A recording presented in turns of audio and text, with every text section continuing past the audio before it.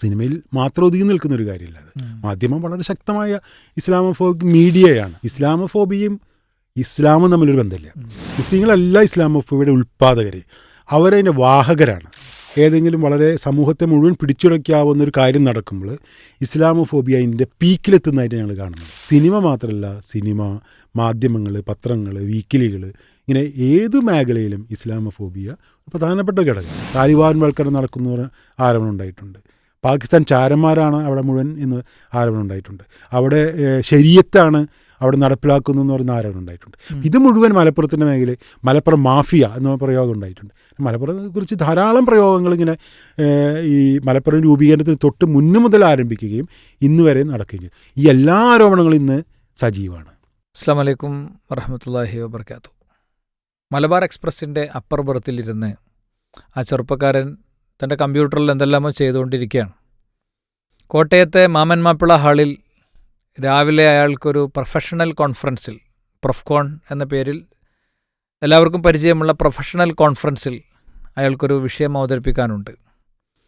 താഴെ ബർത്തിൽ അദ്ദേഹത്തെ തന്നെ നിരീക്ഷിച്ചും എണീറ്റും നടന്നും ആരെയൊക്കെയോ ഫോൺ ചെയ്തൊക്കെയുള്ള ആ വ്യക്തിയെ കണ്ടപ്പോൾ സമൂഹത്തിലെ ഇത്തരം ചില മനോഗതങ്ങളെക്കുറിച്ച്, നമ്മളതിന് ഇസ്ലാമോഫോബിയ എന്ന് വിളിക്കും, ധാരണയുള്ളതുകൊണ്ട് എഞ്ചിനീയറായ സുഹൃത്ത് അയാളെടുത്ത് ചെന്നു ഹായ് ഷേക്കാൻഡ് കൊടുത്തു. ഉടനെ അദ്ദേഹത്തിൻ്റെ ചോദ്യം ഇതായിരുന്നു, വാട്ട് ആർ യു ഡൂയിങ് മാൻ, നിങ്ങൾ എന്താണ് മനുഷ്യ ചെയ്യുന്നത് എന്നായിരുന്നു. അപ്പോൾ അയാളുടെ സിസ്റ്റം കാണിച്ചു കൊടുത്തു. സിസ്റ്റത്തിലെ എല്ലാം കണ്ടു കഴിഞ്ഞപ്പോൾ അയാൾ റിലാക്സ് ചെയ്തു. ആ കൂട്ടുകാരൻ പിന്നീട് എൻ്റെ അടുത്ത് പറഞ്ഞത്, പിന്നെ അയാൾ സ്വസ്ഥമായി ഉറങ്ങി, അയാളുടെ കൂർക്കം വലി എൻ്റെ അപ്പർ ബർത്തിൽ കേൾക്കാമായിരുന്നു എന്നാണ്. ഞാനിന്ന് വളരെ ഉന്നതനായ ഒരു വ്യക്തിത്വവുമായി നിങ്ങളോടൊപ്പം ചേരുകയാണ്. ബാബുരാജ് ഭഗവതി, പേരിന് കൂടുതൽ ഡെസിഗ്നേഷൻ ആവശ്യമില്ലാത്ത, കേരളത്തിലെ ഒരുപക്ഷെ ഇസ്ലാമോഫോബിയ അറ്റംപ്റ്റുകളെ ഡോക്യുമെൻ്റ് ചെയ്യുന്നതിൽ ഒരു വരും തലമുറക്ക് വായിക്കാവുന്ന വിധം ഈ വിഷബീജങ്ങൾ എവിടെ നിന്ന് ജനിക്കുന്നു, ഇതെവിടെ അണ്ടം പ്രാപിക്കുന്നു, ഇതെവിടെ ബീജഗണങ്ങളായി മാറുന്നു, ഇത് രണ്ടും എവിടെ കൂടിച്ചേരുന്നു, അതെവിടെ കലാപങ്ങളായി രൂപപ്പെടുന്നു എന്നതൊക്കെ വൃത്തിക്ക് മനോഹരമായി ഇസ്ലാമോഫോബിയ റിപ്പോർട്ട് എന്ന ഒരു ലോകം തന്നെ സൃഷ്ടിച്ച വലിയൊരു വ്യക്തിത്വവുമായിട്ടാണ് ഈ സ്വാതന്ത്ര്യദിനത്തിൻ്റെ ഈ നിമിഷങ്ങളിൽ നിങ്ങളോടൊപ്പം ഓഗസ്റ്റ് 15 ഈ വേദനയും സന്തോഷവും ഒക്കെ അനുഭവിക്കുന്ന ഒരു സമ്മിശ്ര മനോഗതമുള്ള ഈ ഒരു ഘട്ടത്തിൽ ഞാൻ ചേരുന്നത്. സ്വാഗതം ബാബുജർ സാർ. ഓക്കെ, വളരെ സന്തോഷം പീസ് റേഡിയോയിൽ എത്തിയതിൽ, ഈ ഒരു ഡിസ്കഷനിൽ പങ്കെടുക്കുന്നതിൽ. വളരെ ദൂരത്ത് നിന്ന് താങ്കളെ നിരന്തരം കേൾക്കുകയും മനസ്സിലാക്കുകയൊക്കെ ചെയ്തിട്ടുണ്ട്. നമ്മുടെ രാജ്യം മതേതര രാജ്യമാണ്. ഭരണഘടനയിൽ തന്നെ അങ്ങനെ രേഖപ്പെടുത്തപ്പെട്ട്, ആ രേഖപ്പെടുത്തിയതിനോട് വലിയ രീതിയിൽ തന്നെ കൂറുപാലിച്ച് നല്ല രീതിയിൽ തന്നെ മുന്നോട്ട് നീങ്ങിയൊരു രാജ്യമാണ്. എന്നാൽ സമകാലിക പ്രവണതകൾ, പ്രത്യേകിച്ച് ഇസ്ലാമോഫോബിയ സാഹചര്യങ്ങളൊക്കെ മുന്നിൽ വെച്ചുകൊണ്ട് ഇന്നത്തെ ഒരു സാഹചര്യത്തെ താങ്കൾ എങ്ങനെയാണ് വിലയിരുത്തുന്നത്? ഇസ്ലാമോഫോബിയയെക്കുറിച്ച് പറയുകയാണെങ്കിൽ, ഇസ്ലാമോഫോബിയ അടിസ്ഥാനപരമായി ഒരു മുസ്ലിങ്ങൾക്കെതിരെയുള്ള മുസ്ലിം വിരുദ്ധ വംശീയതയാണത്. സാധാരണ ഇസ്ലാമോഫോബിയയെക്കുറിച്ച് നമ്മൾ സംസാരിക്കുമ്പോൾ മുസ്ലിങ്ങൾക്കെതിരെ ഒരു ആക്രമണം നടക്കുന്നു, മുസ്ലിങ്ങൾ ആക്രമിക്കപ്പെടുന്നു, പലതരത്തിലുള്ള വർഗീയ കലാപങ്ങൾ, ഞാൻ ടാഗിലാണ് പറയുന്നത്, ഒരു കോട്ടിലാണ് പറയുന്നത്, വർഗീയ കലാപങ്ങൾ ഉണ്ടാകുന്നു. ഇതിൻ്റെയൊക്കെ അടിസ്ഥാനത്തിലാണ് നമ്മൾ മുസ്ലിങ്ങൾക്കെതിരെ വിവേചനങ്ങൾ, ഇതൊക്കെയാണ് നമ്മൾ പൊതുവെ ഇസ്ലാമോഫോബിയയെക്കുറിച്ചുള്ള ഒരു കാര്യത്തെക്കുറിച്ച് സംസാരിക്കാൻ നമ്മൾ ഉപയോഗിക്കുന്നത്. യഥാർത്ഥത്തിൽ ഇസ്ലാമോഫോബിയ എന്ന് പറയുന്നത് കുറേയും കൂടി ആഴത്തിലുള്ള നമ്മുടെ സമൂഹം സംഘടിപ്പിക്കപ്പെട്ടിട്ടുള്ളതിൻ്റെ ചില പ്രത്യേകതകളിൽ നിന്നാണ് അത് രൂപം കൊള്ളുന്നത്. അത് യഥാർത്ഥത്തിൽ ഒരു ആക്രമണവുമായി ബന്ധപ്പെട്ടുകൊണ്ട് മാത്രമല്ല, ചില കാഴ്ചപ്പാടുകൾ, യഥാർത്ഥത്തിൽ ഇസ്ലാമോഫോബിയയുടെ പ്രശ്നം ദേശീയതയുടെ ഒരു പ്രശ്നമാണ്. ദേശീയതയുമായി ബന്ധപ്പെട്ടുകൊണ്ടാണ് ഇസ്ലാമോഫോബിയ നമ്മുടെ സമൂഹത്തിൽ രൂപം കൊള്ളുന്നതും ശക്തി പ്രാപിക്കുന്നതും ദേശീയതയുടെ ഒരു പ്രവർത്തനത്തിൻ്റെ ഭാഗമായിട്ടാണ്. ഇന്നിപ്പോൾ സ്വാതന്ത്ര്യദിനത്തിൻ്റെ ഈ ദിനത്തിൽ നമ്മൾ സംസാരിക്കുമ്പോൾ നമുക്കറിയാം, 1947 വലിയ പ്രത്യേകതകൾ, അതായത് മതത്തെക്കുറിച്ചും ദേശീയതയെക്കുറിച്ചുള്ള ആശങ്കകളൊക്കെ നമുക്ക് ഇന്ത്യൻ സമൂഹത്തിനുണ്ടാകുന്നുണ്ട്. ഈ ആശങ്കകളുടെ കൂടി ഭാഗമായിട്ടാണ് പിന്നീട് നാം ഇന്നിപ്പോൾ ഇസ്ലാമോഫോബിയ തിരിച്ചറിയുന്ന പലതും ഉണ്ടാകുന്നത്. അതിനർത്ഥം ഇസ്ലാമോഫോബിയ ഇപ്പോൾ രൂപം കൊണ്ടൊരു കാര്യമാണെന്ന് അതിനർത്ഥമില്ല. മറിച്ച് ഇസ്ലാമോഫോബിയ എന്ന് പറയുന്നത് നമ്മളത് ഇസ്ലാമോഫോബിയായി മനസ്സിലാക്കുന്നില്ല എന്ന് മാത്രമേ ഉള്ളൂ. മറിച്ച് ഇസ്ലാമോഫോബിയ ആയിട്ടുള്ള ടെൻഡൻസീസ്, വിവേചനങ്ങൾ, രീതിശാസ്ത്രങ്ങൾ, ഭരണഘടനാ നടപടികൾ ഒക്കെ എല്ലാ കാലഘട്ടത്തിലും നമ്മുടെ സമൂഹത്തിലുണ്ടായിട്ടുണ്ട്. പക്ഷേ പുതിയ കാലഘട്ടത്തിൽ ഇസ്ലാമോഫോബിയയുടെ ശക്തി കുറേ കൂടി വർദ്ധിച്ചിട്ടുണ്ട് എന്നുള്ളതുകൊണ്ടാണ് നമ്മളിപ്പോൾ ചർച്ച ചെയ്യാൻ തന്നെ ഒരു കാരണം എന്താണെന്ന് വെച്ചാൽ അത് പഴയതിനേക്കാൾ അത് രൂക്ഷമായിട്ടുണ്ടെന്നുള്ളതുകൊണ്ടാണ് നമ്മൾ ചർച്ച ചെയ്തത്. അതിനർത്ഥം ഇസ്ലാമോഫോബിയ ഇപ്പോൾ രൂപം കൊണ്ടൊരു കാര്യമൊന്നുമല്ല, മറിച്ച് അതിന് വളരെ ദീർഘകാലമായിട്ട് കൊളോണിയലിസമൊക്കെ ആയിട്ട് വളരെ അടുത്ത ബന്ധമുള്ളൊരു പ്രശ്നമാണ് ഇസ്ലാമോഫോബിയ. ഇന്ത്യയെക്കുറിച്ച് നമുക്കൊരു ഇന്ത്യൻ പെർസ്പെക്റ്റീവിൽ പറയുകയാണെങ്കിലും ഇതിന് ഈ പറഞ്ഞ പോലെ കൊളോണിയലിസമായിട്ട് അതിൻ്റെ ബന്ധമുള്ളത്. മറിച്ച് നമുക്ക് ഇന്ത്യ എന്ന് പറയുന്ന രാഷ്ട്രത്തെക്കുറിച്ച് പറയുമ്പോൾ നമുക്ക് കുറേയും കൂടി 47 അതിൻ്റെ ചില രൂപങ്ങളിൽ ചില പരിണാമങ്ങളുള്ളതായിട്ട് കാണാൻ പറ്റും. ഈ ഇസ്ലാമോഫോബിയ എന്നുള്ളത് ഒരുതരം ഇരവാദമാണ് എന്ന നിലക്ക് ഉള്ള ഒരു ക്യാമ്പയിനുകൾ വളരെ വ്യാപകമാണ്. ശരിക്കും ഇതിനൊരു ഇപ്പോൾ നമ്മുടെ ഒരു ഇന്ത്യൻ പശ്ചാത്തലത്തിൻ്റെ അപ്പുറത്തൊരു ഗ്ലോബൽ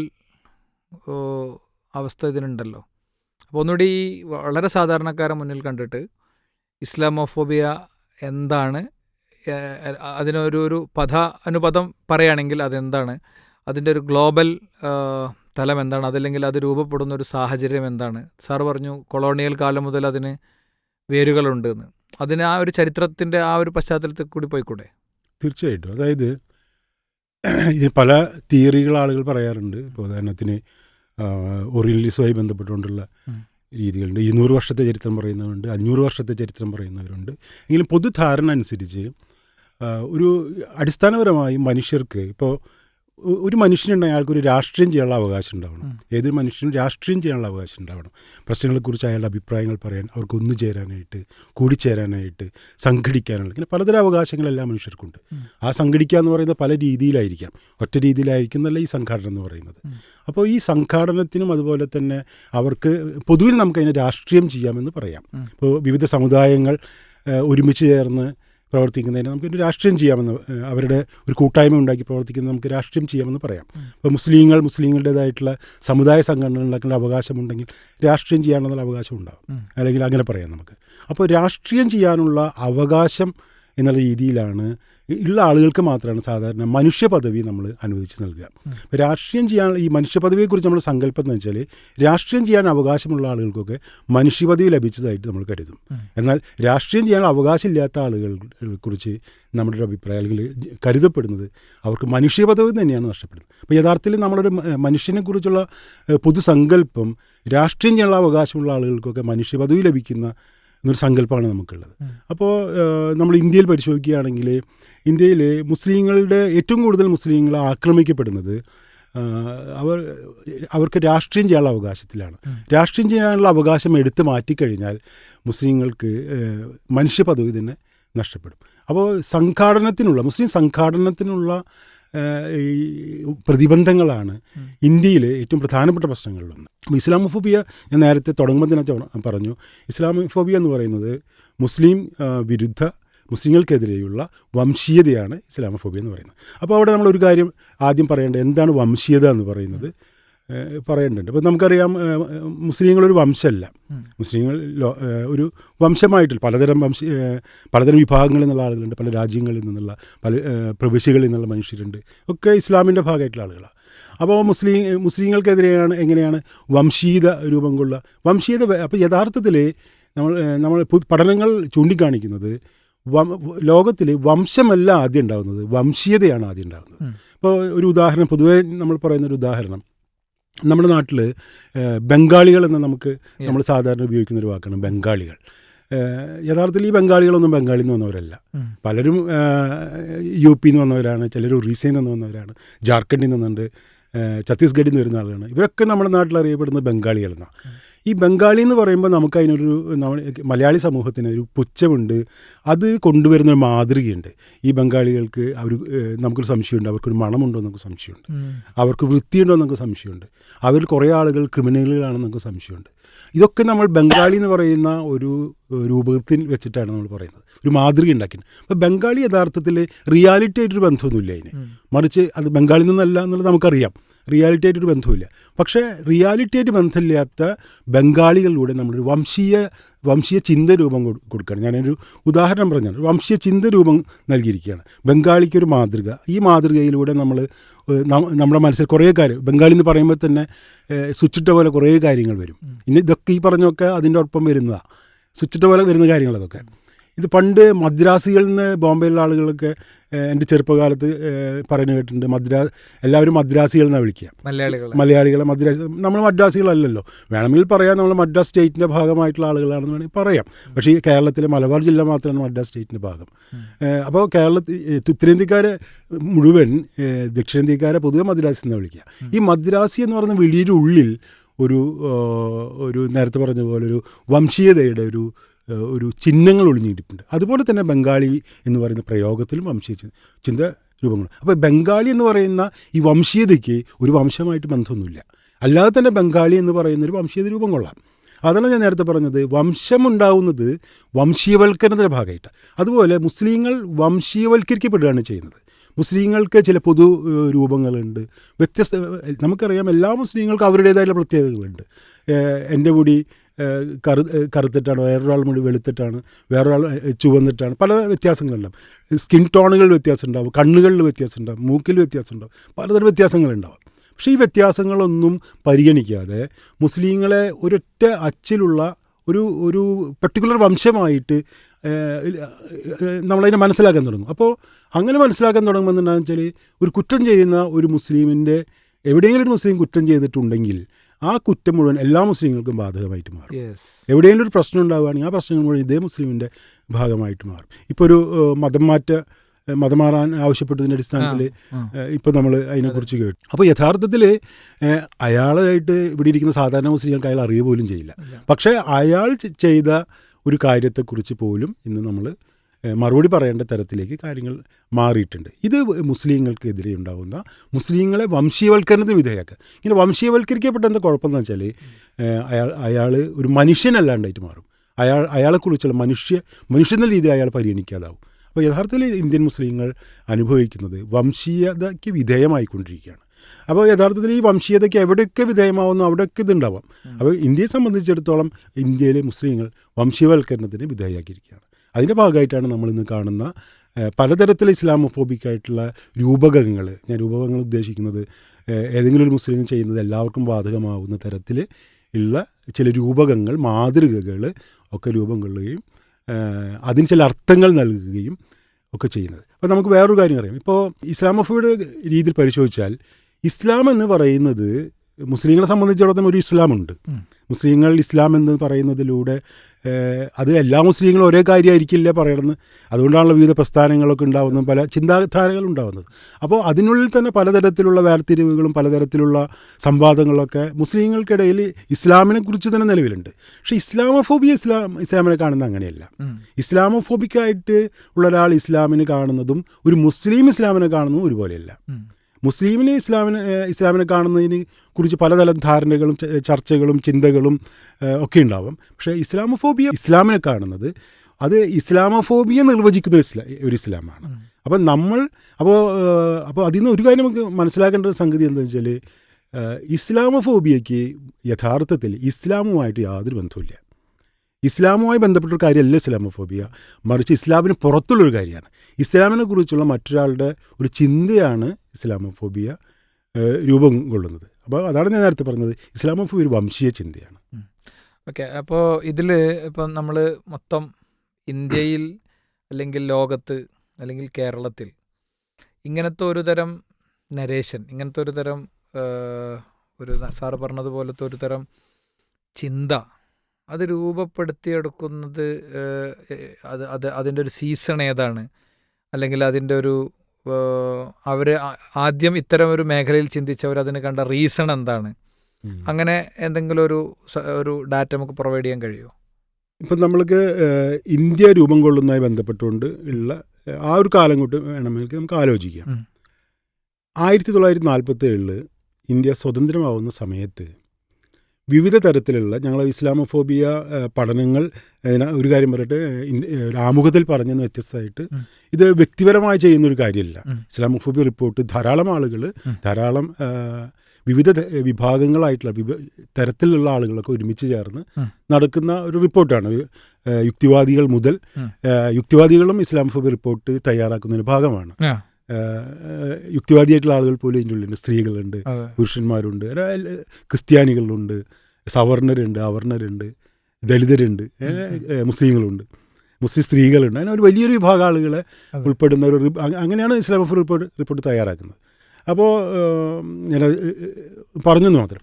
അപ്പോൾ 47 ഇന്ത്യ സ്വതന്ത്രമാവുന്ന സമയത്ത് നമുക്കറിയാം മതത്തെക്കുറിച്ചുള്ള മതം, വർഗീയത, അങ്ങനെ കുറേ ടേമുകൾ നമ്മളുടെ ധാരണയിലേക്ക് കടന്നു വരുന്നു. ദേശീയത കടന്നു വരുന്നുണ്ട്. അപ്പോൾ 47 ഇന്ത്യ സ്വതന്ത്രമാവുമ്പോൾ നമുക്കറിയാം ഇന്ത്യ യഥാർത്ഥത്തിൽ സമുദായങ്ങളുടെ ഒരു ഐക്യമാണ്, സമുദായങ്ങളുടെ ഒരു കൂട്ടമാണ് ഇന്ത്യ എന്ന് പറയുന്നത്. അപ്പോൾ കൊളോണിയൽ കാലം പരിശോധിച്ച് നോക്കുകയാണെങ്കിൽ ധാരാളം സമുദായങ്ങൾ അവരുടെ അവകാശങ്ങൾക്ക് വേണ്ടി പോരാടുന്നതിന് കാണാൻ പറ്റും. ദലിതരുണ്ട്, അന്ന് അധകൃത വിഭാഗങ്ങളായിട്ട് എന്നാണ്, ഡിപ്രസ് ക്ലാസ് എന്നാണ് അതിനെ നിർവഹിച്ചിരുന്നത്. പിന്നീട് അതിൻ്റെ പേരുകൾ മാറുകയൊക്കെ ചെയ്യുന്നുണ്ട്. അപ്പോൾ വിവിധ സമുദായങ്ങൾ അവരുടെ രാഷ്ട്രീയ താല്പര്യങ്ങൾക്ക് വേണ്ടി ഒന്നു ചേരുകയും അവർ ഒരു അത്തരം സംഘർഷങ്ങളിൽ ഏർപ്പെടുകയാണ് ചെയ്തിരുന്നത്. 47 ശേഷം സമുദായങ്ങളായി യോജിക്കപ്പെടുന്ന ആളുകൾ, ഒന്നുചേരുന്ന ആളുകൾക്കെതിരെ അതൊരു ശരിയല്ലാത്തൊരു കാര്യമായിട്ടാണ് പിന്നീട് കാണാൻ തുടങ്ങി. അപ്പം 47 കരുതുന്നത് ഇന്ത്യ ഒരു രാഷ്ട്രമായി കഴിഞ്ഞു. ഇനി ഇന്ത്യയിൽ സമുദായങ്ങൾക്കൊരു പ്രാധാന്യമില്ല, പൗരന്മാർക്കാണ് പ്രാധാന്യം എന്നുള്ള രീതിയിൽ ചിന്ത കടന്നു വരാൻ തുടങ്ങി. അപ്പോൾ സ്വാഭാവികമായിട്ടും നമുക്കറിയാം ദളിത് അതൊരു സമുദായമാണ്, ദളിതൊരു സമുദായമാണ്, ഈഴവ കാലഘട്ടത്തിൽ സമുദായമാണ്, മുസ്ലിങ്ങളുടെ സമുദായമാണ്. അപ്പോൾ ഇതിനുള്ളിലൊക്കെ അപ്പോൾ ആ കാലഘട്ടത്തിൽ 47 ഇന്ത്യ സ്വതന്ത്രമാകുന്ന സമയത്ത് ഇന്ത്യയിൽ ധാരാളം സമുദായ സംഘടനകളും സമുദായ മുന്നേറ്റങ്ങളൊക്കെ നല്ലുള്ളൊരു കാലമാണ്. ഇപ്പോൾ ഈ കാലത്ത് ദേശീയത, ഇപ്പോൾ കേരളത്തിൽ വെച്ച് പറയുകയാണെങ്കിൽ ദേശീയത ഒരു പ്രത്യേക തരത്തിലുള്ള ഒരു വ്യത്യാസങ്ങൾ ഉണ്ടാക്കാൻ തുടങ്ങി. ഉദാഹരണത്തിന് നല്ല സമുദായങ്ങളുണ്ട്, മോശം സമുദായങ്ങളുണ്ട്, അങ്ങനെ ഒരു ചർച്ച ആരംഭിച്ചു. 47 ഇന്ത്യ സ്വതന്ത്രമായതിനു ശേഷം തൊട്ടടുത്ത ആഴ്ചയിൽ മാതൃഭൂമി ആഴ്ചപ്പതിപ്പിൽ കേളപ്പൻ ഒരു തരംതിരിവ് നടത്തുന്നുണ്ട്. കേരളത്തിൽ ഇന്ത്യയിലൊക്കെ വിവിധ സമുദായങ്ങളുണ്ട്. അതിൽ ചില സമുദായ സംഘടനകളുണ്ട്. അതിൽ ചില സമുദായ സംഘടനകൾ മോശം സമുദായ സംഘടനകളും ചില സമുദായ സംഘടനകൾ നല്ല സമുദായ സംഘടനകളാണ്.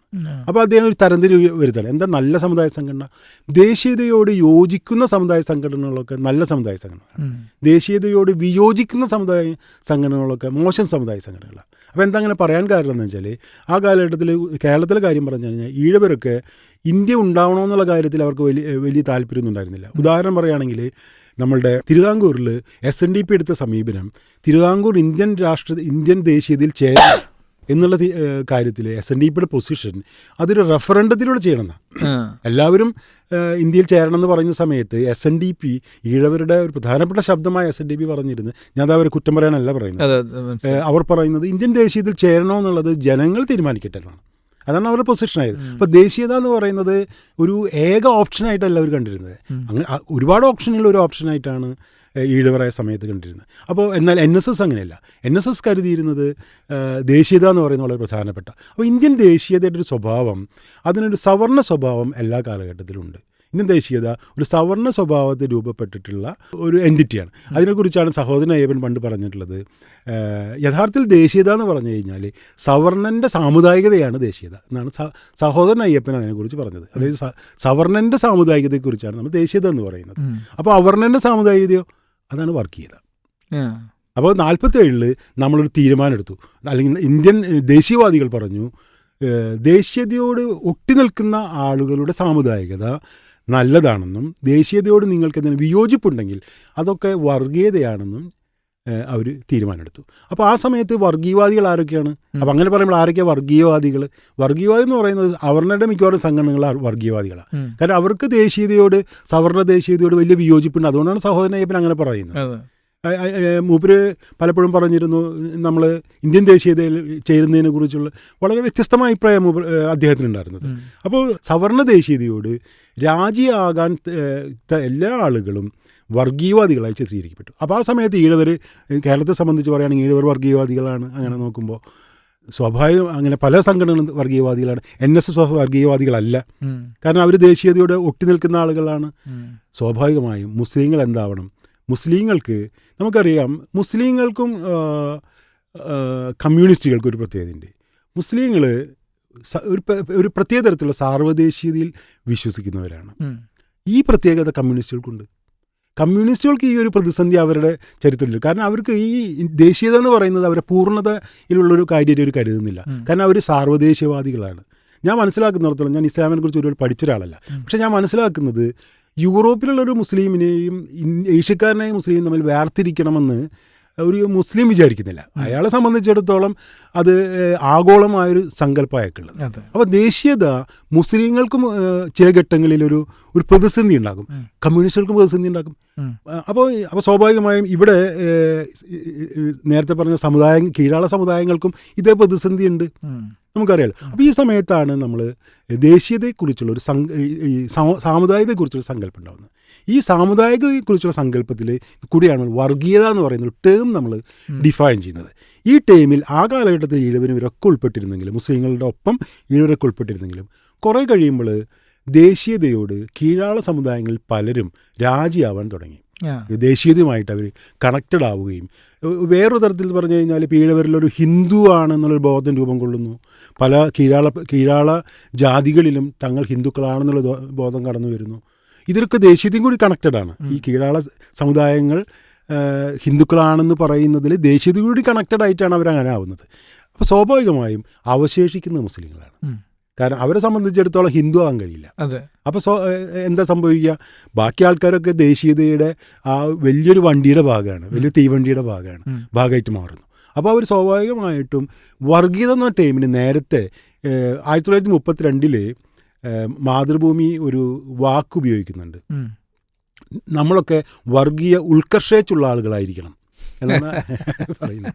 വർഗീയ ഉത്കർഷ, നമുക്ക് നല്ല വർഗീയവാദം ഉണ്ടാവണം എന്നാണ് പറയുന്നത്. കാരണം വർഗീയത വളരെ പോസിറ്റീവായിട്ടുള്ള ടേമായിട്ടാണ് ഉപയോഗിച്ചിരുന്നത്. നമുക്കറിയാം, കൊളോണിയൽ കാലഘട്ടത്തിൽ കീഴാളരുടെ ഒരു അവകാശങ്ങളുമായി ബന്ധപ്പെട്ടാണ് കമ്മ്യൂണൽ അവാർഡ് കൊണ്ടുവരുന്നത്. ഒരു ഭരണനിർവഹണ രീതി എന്ന രീതിയിലാണ് വർഗീയത കടന്നു വരുന്നത്, വർഗീയത എന്ന ടേം കടന്നു വരുന്നത്, ആ ഒരു അവകാശം കടന്നു വരുന്നത്. അതാണ് പിൽക്കാലത്ത് നാം ഈ പറയുന്ന പരിണാമങ്ങൾക്ക് വിധേയമാവുകയും അവസാനം കീഴാള വിഭാഗങ്ങളൊക്കെ ഹൈന്ദവതയിലേക്ക് നടന്നു നീങ്ങുമ്പോൾ, അതിൻ്റെ ഭാഗമായി ദേശീയതയിലേക്ക് നടന്നു നീങ്ങുമ്പോൾ, അങ്ങനെ നടന്നു നീങ്ങാൻ പറ്റാത്ത ഒരു വിഭാഗമായിട്ട് സ്വാഭാവികമായി മുസ്ലിങ്ങൾ അവശേഷിക്കുമല്ലോ. കാരണം ന്യൂനപക്ഷങ്ങൾ അവശേഷിക്കുമല്ലോ. കാരണം അവരെ സംബന്ധിച്ചിടത്തോളം അവർ ഹിന്ദു ആകാൻ ഉദ്ദേശിച്ചിട്ടില്ല. അപ്പോൾ ദേശീയതയ്ക്ക് ഒരു ഹൈന്ദവ രൂപം കടന്നു വരുന്നു. അപ്പോൾ ഹൈന്ദവതയും ദേശീയത എന്ന് പറയുന്നതും തമ്മിൽ വലിയ വ്യത്യാസമൊന്നുമില്ലാതെ അതിൻ്റെ ഉള്ളിലൊരു പാർട്ടാണ് കീഴാള വിഭാഗങ്ങൾ. പക്ഷേ അതിനർത്ഥം അവർ കീഴാള വിഭാഗങ്ങൾ എല്ലാ കാലത്തും ഈ സവർണ ദേശീയതയോട് ഒട്ടി നിൽക്കുന്നർത്ഥമല്ല, മറിച്ച് അവരതിനുള്ളിൽ വലിയ സംഘർഷങ്ങൾ ഉണ്ടാക്കുന്നുണ്ട്. എങ്കിലും അതിലൊരു വിഭാഗം ഇതിനോടൊപ്പം അല്ലെങ്കിൽ ഒരു വിഭാഗം അതുമായി ഒരു ചർച്ച ഉണ്ടാകുന്നതോടുകൂടി ഇതിന് മുസ്ലിങ്ങൾ പുറത്താവുകയാണ് ചെയ്യുന്നത്. മുസ്ലിങ്ങൾ പുറത്താവുന്നു. അത് മുസ്ലിങ്ങൾ മാത്രമല്ല പുറത്താവുന്നത്, പല വിഭാഗങ്ങൾ പുറത്താവുന്നുണ്ട്. അങ്ങനെ പുറത്താവുന്നതിൻ്റെ ഭാഗമായിട്ട് മുസ്ലിങ്ങൾ ദേശീയതയുടെ അപരന്മാരായി ചിത്രിക്കപ്പെടുന്നു. അപ്പോൾ ശരിക്കും പറഞ്ഞാൽ അതൊരു വലിയൊരു പ്രോസസ്സാണ്. ദേശീയത കടന്നു വരുന്നു, വർഗീയത എന്ന് പറയുന്ന സങ്കല്പം ഉണ്ടാകുന്നു. ഈ വർഗീയതയിൽ നിന്ന് പിന്നാക്കക്കാരെയും ദളിതരെയും എടുത്തു മാറ്റുന്നു. പകരം ഈ വർഗീയത എന്ന് പറയുന്ന ഇതിൻ്റെ ഉള്ളിലേക്ക്, ആ ഒരു ടേമിലേക്ക് മുസ്ലിങ്ങളെ മാത്രം ലക്ഷ്യമിട്ടുകൊണ്ടുവരുന്നു. ഇന്ത്യൻ ദേശീയതയുടെ അപരന്മാരായിട്ട് മുസ്ലിങ്ങൾ മാറുകയും ചെയ്യും. അപ്പോൾ ഈ ഒരു പ്രോസസ്സിൻ്റെ ഉള്ളിലാണ് മുസ്ലിങ്ങൾ അപരവൽക്കരിക്കപ്പെടുകയും ഈ അപരവൽക്കരണം തന്നെയാണ് ഇസ്ലാമോഫോബിയായിട്ട് നാം മനസ്സിലാക്കുന്നത്. അപ്പോൾ ഈ ദേശീയതയുടെ 1947 ഈ ഒരു പ്രോസസ്സ് ഉണ്ട്, ഞാൻ നേരത്തെ പറഞ്ഞ ഒരു പ്രക്രിയ. ഈ പ്രക്രിയയിലൂടെയാണ് ഇത് കടന്നു വരുന്നത്. ഇതിൽ ഞാൻ വേറൊരു കാര്യം കൂടി പറയാം. അതായത് 47 ശേഷം കേരളത്തെക്കുറിച്ച് പറയുമ്പോൾ നമുക്കറിയാം, മുസ്ലിം ലീഗ് ഏറ്റവും വലിയ സമരം നടത്തിയത് എന്താണ് വർഗീയത നിങ്ങൾ നിർവചിക്കണമെന്നാണ്.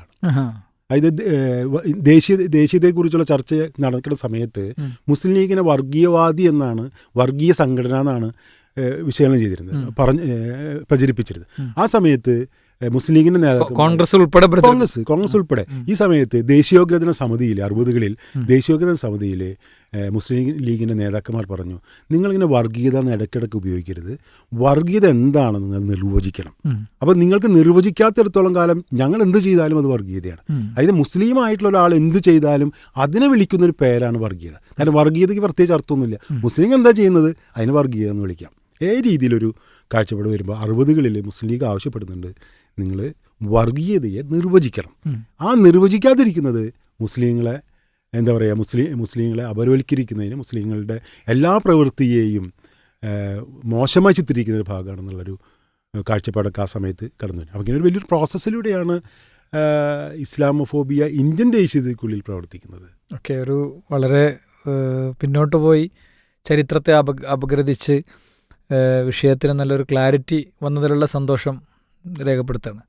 അതോടൊപ്പം ഇന്ന് പലപ്പോഴും ഇത് കുറേ സിമ്പലുകളിൽ ഒരു QR കോഡായി വർക്ക് ചെയ്യുന്നു എന്ന് തോന്നുന്നുണ്ട്. ഇപ്പം നമ്മുടെ പ്രധാനമന്ത്രി അവരെ അവരുടെ വേഷത്തിൽ നിന്ന് തിരിച്ചറിയാം എന്ന് പറയുന്നു. അവിടെ മുതൽ എടുത്തു കഴിഞ്ഞാൽ ഇപ്പോൾ ഞാനൊരു മുസ്ലിം എന്നുള്ള നിലക്ക് ഞാൻ എൻ്റെ താടി കാണുമ്പോൾ ആളുകൾക്ക് ഭയം തോന്നും, എൻ്റെ മുടി കാണുമ്പോൾ, തലമുടി കാണുമ്പോൾ ഭയം തോന്നില്ല. എൻ്റെ താടി കാണുമ്പോഴേക്ക് അത് ഒരു വലിയ ജനവിഭാഗത്തിൻ്റെ ഉള്ളിൽ ഇങ്ങനെ ഒരു QR കോഡിലേക്ക് ഒരു ഫോണിങ്ങനെ പിടിച്ചതുപോലെ, പിന്നീട് ആ സ്ക്രീനിൽ ഇങ്ങനെ കുറേ കാര്യങ്ങളിങ്ങനെ തെളിയുന്നത് പോലെ കുറേ മനുഷ്യരുടെ ഉള്ളിൽ ഒരു വലിയ ചിന്തകൾ സൃഷ്ടിക്കുന്ന ഒരു സാധനമായി അത് മാറുന്നുണ്ട്. ഇത്തരം പരിവർത്തനങ്ങളൊക്കെ ഉണ്ടാകുന്നത് എവിടെ നിന്നാണ്? അല്ലെങ്കിൽ അത്തരമൊരു ആ ഒരു പ്രസ്താവന, ഞാൻ ആ പറഞ്ഞൊരു പ്രസ്താവന ശരിയാണോ? ഇതിൻ്റെ ഒരു വിശകലനം സാറിൻ്റെ അടുത്ത് കേൾക്കുകയാണെങ്കിൽ സന്തോഷമായി. അതായത് ഈ വംശീയതയുടെ ഏറ്റവും വലിയ പ്രത്യേകതയാണ് ചില ചിഹ്നങ്ങളിലൂടെ സംസാരിക്കുന്നത്. ചില ചിഹ്നങ്ങളെ ഇപ്പോൾ മുസ്ലിങ്ങളെ ഇന്ത്യയിൽ ഇപ്പോൾ നോക്കിക്കഴിഞ്ഞാൽ, ഇപ്പോൾ കേരളത്തിൽ മാത്രം നമ്മൾ പരിശോധിച്ച് നോക്കിക്കഴിഞ്ഞാൽ നമുക്ക് ഏറ്റവും കൂടുതൽ പരിചിതമായ സ്ഥലമായതുകൊണ്ട് ഞാൻ കേരളം തിരഞ്ഞെടുക്കുന്നത്. മുസ്ലിങ്ങളെ നമ്മളിപ്പോൾ ഉപയോഗിച്ചുകൊണ്ടിരിക്കുന്നത് ചില രൂപകങ്ങളിലൂടെയാണ്. ഈ വംശീയവൽക്കരണത്തിന് ഏറ്റവും പ്രധാനപ്പെട്ട ഉപാധിയാണ് രൂപകങ്ങൾ.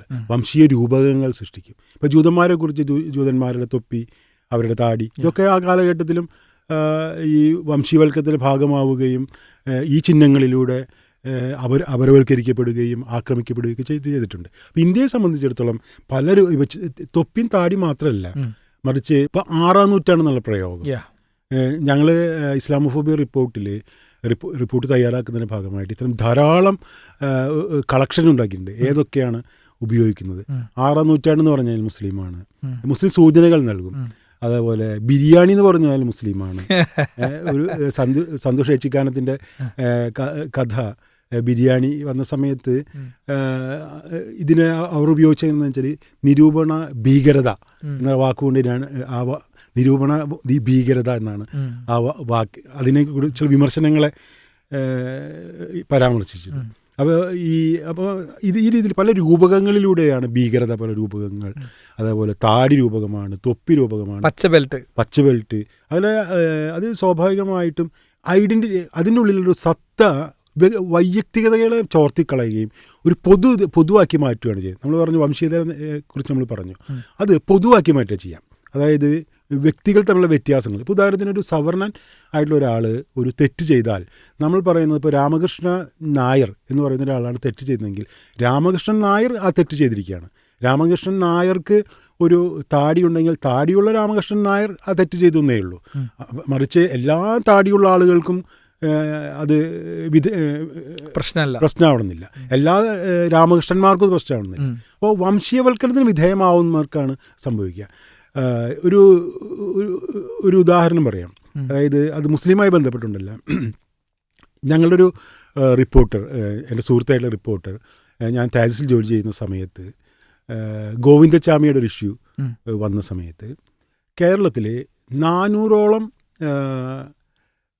ഹാൻഡിക്യാപ്ഡ് ആയിട്ടുള്ള ആളുകളെ ട്രെയിനുകളിൽ ആക്രമിക്കപ്പെട്ടു എന്നുള്ള റിപ്പോർട്ട് അദ്ദേഹം പറയുണ്ടായി. അദ്ദേഹം ഒരു ഈ ഭിന്നശേഷിക്കാരായിട്ടുള്ള ഒരു സംഘടനയെ സമീപിച്ചിട്ട് അവരെ ഇൻ്റർവ്യൂവിലാണ് അവർ പറയുന്നത്, ഗോവിന്ദച്ചാമിയുടെ ആ പിടിക്കുന്ന കാലഘട്ടത്തിൽ കഴിഞ്ഞ 3 മാസക്കാലം അവരുടെ മെമ്പർമാരോട് പറഞ്ഞതെന്ന് വെച്ചാൽ 3 മാസവും 4 മാസത്തേക്ക് നിങ്ങൾ ട്രെയിൻ യാത്ര ഒഴിവാക്കണം എന്ന് പറഞ്ഞു. ട്രെയിൻ യാത്ര ഒഴിവാക്കണം.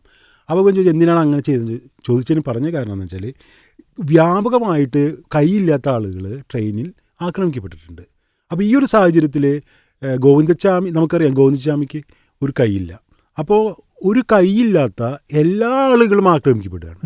അപ്പം നമ്മൾ ഔട്ട് ഓഫ് ദി പ്രൊപ്പോർഷനിലേക്ക് ഒരു കാര്യം വളർന്നു കഴിഞ്ഞാൽ അതിൻ്റെ ഉള്ളിൽ നിന്ന് വ്യക്തിസത്തകളൊക്കെ ചോർന്നു പോകും, അത് പൊതുവായിട്ട് മാറും. അപ്പോൾ ഗോവിന്ദച്ചാമിക്ക് ഒരു കൈയില്ലാത്തതുകൊണ്ട് ഒരു കൈയില്ലാത്ത ആളുകളും അക്രമകാരികളാണ് ഒരു പൊതുബോധം തീവണ്ടികൾ സൃഷ്ടിക്കപ്പെട്ടു, ട്രെയിനുകൾ സൃഷ്ടിക്കപ്പെട്ടു.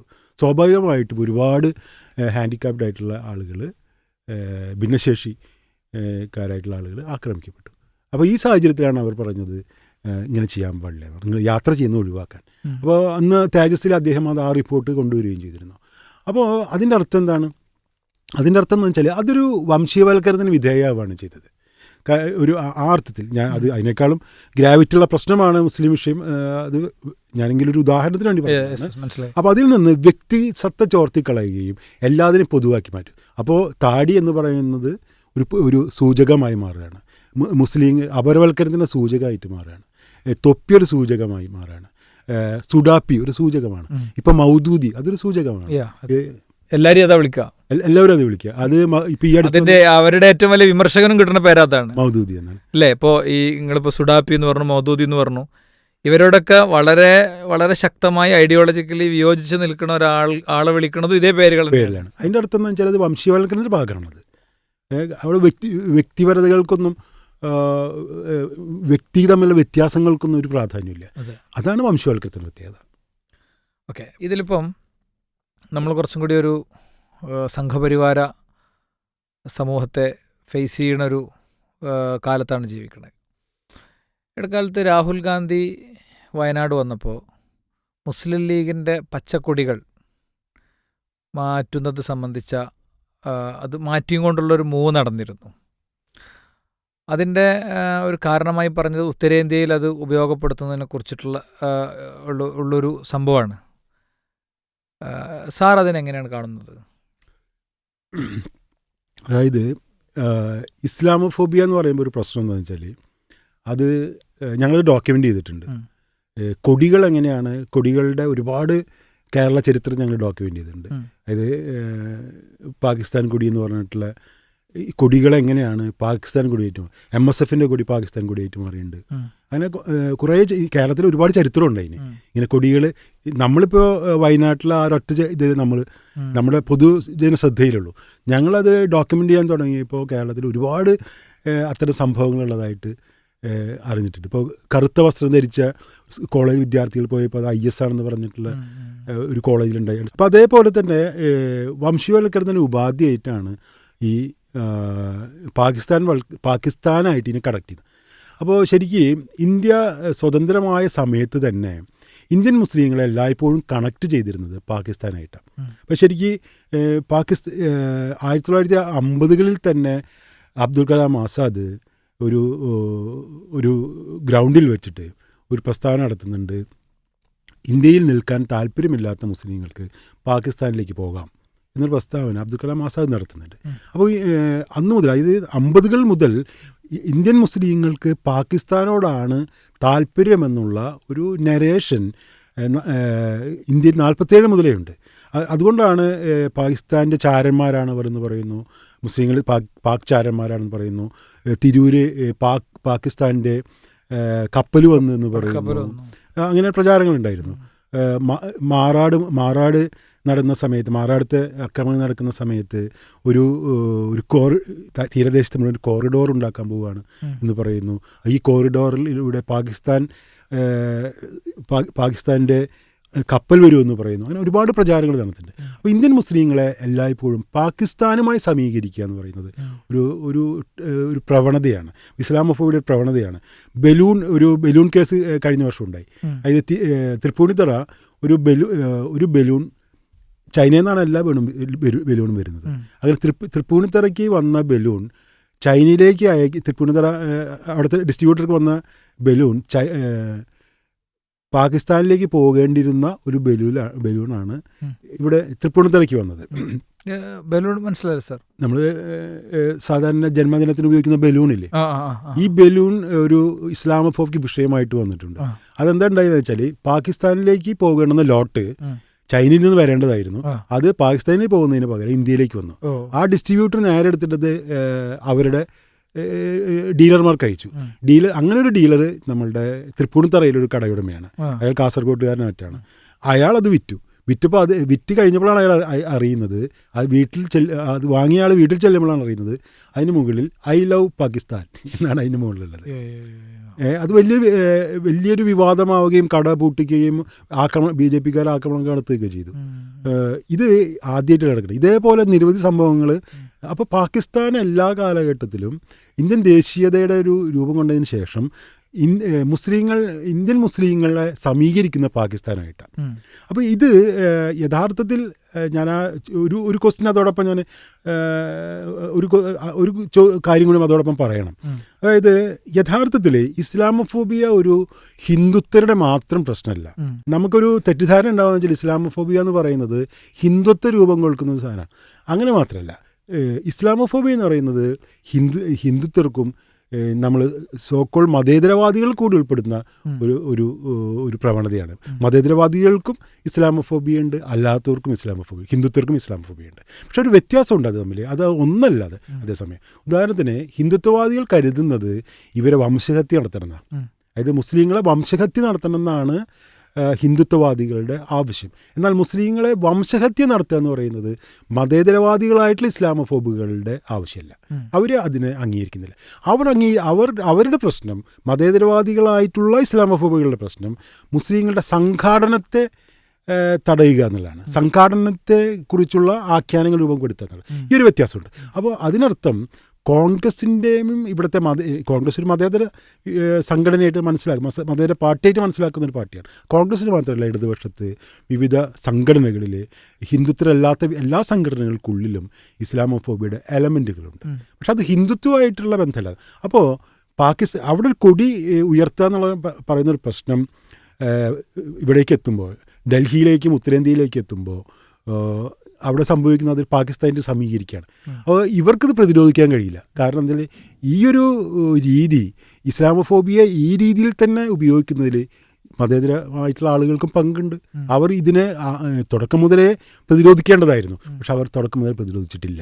അതായത് പാകിസ്ഥാൻ വാദത്തെ, പാകിസ്ഥാനികളെയും മുസ്ലിമിനെയും തമ്മിൽ ബന്ധിപ്പിക്കുന്ന ആ പ്രവണതയെ അവർ തുടക്കം മുതലേ ചോദ്യം ചെയ്തിട്ടില്ല. സ്വാഭാവികമായും വയനാട്ടിൽ അവർക്കെതിരെ വരികയാണ്. ഇതാണ് ഇസ്ലാമോഫോബിയയുടെ പ്രത്യേകത. നമ്മൾ ഇസ്ലാമോഫോബിയ പ്രതിരോധിച്ചില്ലെങ്കിൽ ഭാവിയിൽ നമ്മൾ ഇസ്ലാമോഫോബിയയുടെ ഇരയായി മാറും. അപ്പോൾ മതേതരവാദികൾ, അപ്പോൾ വയനാട്ടിൽ എന്താ സംഭവിക്കുന്നത്, വയനാട്ടിൽ കൊടി ഉയർത്തിക്കഴിഞ്ഞാൽ അത് പാകിസ്ഥാൻ പതാകയാണെന്ന് പറയും. അത് പറയുന്നത് സംഘികളാണ്. സംഘപരിവാർ പ്രവർത്തകർ അത് ഉത്തരേന്ത്യയിലും പറയും. കോൺഗ്രസ് അത് ഉയർത്തേണ്ടതായിരുന്നു. പക്ഷേ കോൺഗ്രസിന് ഉയർത്താൻ കഴിയുന്നില്ല. അതിന് കാരണം എന്താണെന്ന് വെച്ചാൽ, കോൺഗ്രസിന് ഉയർത്താൻ കഴിയണമായിരുന്നെങ്കിൽ പാകിസ്ഥാനെയും മുസ്ലിങ്ങളും തമ്മിൽ സമീകരിക്കുന്ന ആ യുക്തിയെ അവരതിൻ്റെ തുടക്കം മുതലേ ചോദ്യം ചെയ്യണമായിരുന്നു. പക്ഷെ അവർ ചെയ്തിട്ടില്ല. അതിന് കാരണം എന്താ, അത് ദേശീയതയെക്കുറിച്ചുള്ള, ഞാൻ നേരത്തെ പറഞ്ഞു, ദേശീയതയുടെ സ്വഭാവമായിട്ട് ബന്ധപ്പെട്ടുകൊണ്ടാണ് അത് കഴിയാതെ പോകുന്നത്. അപ്പോൾ എൻ്റെ അഭിപ്രായത്തിൽ അത് നേരിടണമായിരുന്നു എന്നാണ് എൻ്റെ അഭിപ്രായം. പക്ഷേ നേരിടാൻ പറ്റുന്ന സാഹചര്യം അവർക്ക് വരുന്നത് ഞാൻ നേരത്തെ പറഞ്ഞ ഈ കാരണത്താലാണ്. ഓക്കെ, അപ്പോൾ സാറ് പറഞ്ഞ നമ്മൾ വേറൊരു വഴിയിലേക്ക് നമ്മൾ പ്രവേശിക്കണം. അതായത് ഇപ്പം ചില ആളുകൾ, ഞാൻ കഴിഞ്ഞ ദിവസം അനൂപമായിട്ടിരുന്നപ്പോൾ ചോദിച്ചൊരു ക്വസ്റ്റ്യൻ നിങ്ങളടുത്തും പറയണം. ഞങ്ങളൊരു വളരെ മതേതരനായ ഒരു സംഘപരിവാരത്തോട് ഒരു നിമിഷം പോലും കോംപ്രമൈസ് ഇല്ലാത്ത ഒരു വ്യക്തി, വളരെ ഉയർന്നൊരു പൊളിറ്റിക്കൽ ലീഡർ, അദ്ദേഹം ഞങ്ങളെ തമാശയാക്കാൻ വേണ്ടി അദ്ദേഹം നടത്തിയൊരു പ്രയോഗം, ഇവർ താടിക്കാരാണെങ്കിൽ ഇവർ പ്രശ്നക്കാരല്ല എന്നാണ്. അപ്പോൾ ഞാൻ പറയുന്ന വാചകങ്ങൾ ഒരുതരം ഇസ്ലാമോഫോബിക് വേഡിങ്സാണ് എന്ന് അറിയുക പോലും ചെയ്യാതെ ആളുകൾ പറയുന്നുണ്ട്. അതേപോലെ തന്നെ വളരെ ബോധപൂർവം മതേതര ചേരിയിൽ നിൽക്കുന്നവർ ഇൻറ്റൻഷനലി ഒരു ഇൻസ്റ്റൻറ്റ് മാനേജ്മെൻറ്റിന് വേണ്ടി, ഒരു എലക്ഷൻ മാനേജ്മെൻറ്റിന് വേണ്ടി, ഒരു സിറ്റുവേഷൻ മാനേജ്മെൻറ്റിന് വേണ്ടി ഇസ്ലാമോഫോബിക് കണ്ടന്റുകൾ ക്രിയേറ്റ് ചെയ്യുന്നുണ്ട്. ശരിയാണോ? തീർച്ചയായിട്ടും. കാരണം ഇസ്ലാമോഫോബിയയെക്കുറിച്ച് സംസാരിക്കുന്നവർ, ഇസ്ലാമോഫോബിയക്കെതിരെ പ്രവർത്തിക്കുന്നവർ ആദ്യം പാലിക്കേണ്ട ഒരു കാര്യം, ഇസ്ലാമോഫോബിയ ഒരു കക്ഷി രാഷ്ട്രീയ പ്രശ്നമായി മനസ്സിലാക്കരുത്. ഇസ്ലാമോഫോബിയ എന്ന് പറയുന്നത് ഒരു വംശീയചിന്തയായതുകൊണ്ട് തന്നെ അത് എല്ലാ മനുഷ്യർക്കിടയിലും എല്ലാ സംഘടനകൾക്കിടയിലും ഉണ്ട്. അത് ഇപ്പോൾ ഞാൻ ഇസ്ലാമോഫോബിയയെക്കുറിച്ച് ധാരാളം എഴുതുന്ന ഒരാളാണ്, ധാരാളം സംസാരിക്കുന്ന ആളാണ്. ഫേസ്ബുക്കിൽ എഴുതുന്നു, അല്ലാതെ റിപ്പോർട്ട് തയ്യാറാക്കുന്നു. അതിനർത്ഥം ഞാൻ ഇസ്ലാമോഫോബിയയുടെ ഫ്രെയിം ഉപയോഗിക്കുന്നില്ല എന്നതിനർത്ഥമില്ല. കാരണം ഭാവിയിൽ ഞാനൊരു വിഷയത്തിൽ ചിലപ്പോൾ ഇസ്ലാമോഫോബിക്കായിട്ടുള്ള ഒരു പ്രസ്താവനയാവാം നടത്തുന്നത്. അത് വിവിധ വിഭാഗങ്ങൾ, വിവിധ ആളുകൾ, സുഹൃത്തുക്കൾ, പൊതുസമൂഹം അത് തിരുത്തുകയാണ് വേണ്ടത്. അപ്പോൾ ഇസ്ലാമോഫോബിയ എന്ന് പറയുന്നത് എല്ലാ മുസ്ലിങ്ങൾക്ക് ഇടയിൽ ഇസ്ലാമോഫോബിയ ഉണ്ട്. അതൊക്കെ നമ്മൾ വ്യത്യാസങ്ങളുണ്ട്. മുസ്ലിങ്ങൾ ഇസ്ലാമോഫോബിയ ആഭ്യന്തരമായി അതിനെ ആന്തരവൽക്കരിക്കുന്ന ആളുകളുണ്ട്. നമുക്കറിയാമല്ലോ, ഇപ്പോൾ മുസ്ലിങ്ങൾ ഇസ്ലാമോഫോബിയ ആന്തരവൽക്കരിക്കാം. ഒരു മുസ്ലിമായിട്ടുള്ള തന്നെ ഇസ്ലാമോഫോബിക്കായിട്ടുള്ള പ്രവർത്തനം നടത്താം. കാരണം വംശീയതയുടെ പ്രത്യേകത എന്ന് വെച്ചാൽ വംശീയത അത് വ്യക്തികൾ ആന്തരവൽക്കരിക്കും. ആരാണോ വംശീയതയ്ക്ക് വിധേയമാവുന്നത് അവരും തന്നെ അതിനെ ആന്തരവൽക്കരിക്കും. അപ്പോൾ ഇസ്ലാമോഫോബിയ അതുപോലെ തന്നെ അത് അനുഭവിക്കുന്ന ആളുകൾ തന്നെ ആന്തരവൽക്കരിക്കും. പിന്നെ ഇസ്ലാമോഫോബിയ മുസ്ലിങ്ങൾ മാത്രമേ ആയിരിക്കും. മുസ്ലിങ്ങൾ മാത്രമല്ല ഇസ്ലാമോഫോബിയ അനുഭവിക്കുക, മുസ്ലിമാണെന്ന് തെറ്റിദ്ധരിക്കുന്ന ഒരാളും ഇസ്ലാമോഫോബിയ അനുഭവിക്കുക. അങ്ങനെ ഉണ്ടാവാം. അപ്പോൾ ഇസ്ലാമോഫോബിയ എന്ന് പറയുന്നത് എല്ലാ ആളുകളിൽക്കും ഉൾക്കൊള്ളാവുന്ന, എല്ലാവരിലും ഉണ്ടാകാവുന്ന ഒരു പ്രവണതയാണ്. കാരണം അത് വംശീയതയുടെ ഒരു പ്രത്യേകതയാണ്. അതുകൊണ്ട് അങ്ങനെ ഇല്ലാത്തൊരാൾ ഇത് പറയുകയാണെങ്കിൽ ഇത് അസ്വാഭാവികമായിട്ടൊന്നുമില്ല. പക്ഷെ അത് തിരുത്തപ്പെടേണ്ടതാണ്, അത് ചൂണ്ടിക്കാണിക്കപ്പെടുകയും തിരുത്തപ്പെടുകയും ചെയ്യേണ്ടതാണ്. ഈ പൊളിറ്റിക്കൽ പാർട്ടികൾക്കുള്ളിൽ നിന്ന് ഇസ്ലാമോഫോബിയ കണ്ടന്റുകൾ നന്നായി വരുന്നുണ്ട്. തീർച്ചയായിട്ടും. അതിൻ്റെ ഒരു റീസൺ എന്താണ്, അല്ലെങ്കിൽ അതിനെ താങ്കൾ എങ്ങനെയാണ് കാണുന്നത്? അതായത് സ്വാഭാവികമായിട്ട് മുസ്ലിങ്ങളെ വംശഹത്യ നടത്തണമെന്ന് ആഗ്രഹിക്കുന്നവരാണ് ഹിന്ദുത്വർ. അവരെ വലിയ തോതിൽ ഇസ്ലാമോഫോബിയ മുന്നോട്ട് വയ്ക്കുന്നവരാണ്, അതിൻ്റെ ലോജിക്കുകൾ പ്രചരിപ്പിക്കുന്നവരാണ്. എന്നാൽ മുസ്ലിങ്ങളെ അങ്ങനെ വംശഹത്യക്ക് വിധേയമാക്കണമെന്ന് വിശ്വസിക്കാത്തവരാണ് സംഘപരിവാറുകാരല്ലാത്ത ബാക്കി ആളുകൾ. പക്ഷേ ഇന്ത്യയിലെ മിക്കവാറും എല്ലാ രാഷ്ട്രീയ പ്രസ്ഥാനങ്ങളിലും ഇസ്ലാമോഫോബിയായിട്ടുള്ള യുക്തിയാണ് അവർ ഉപയോഗിക്കുന്നത്.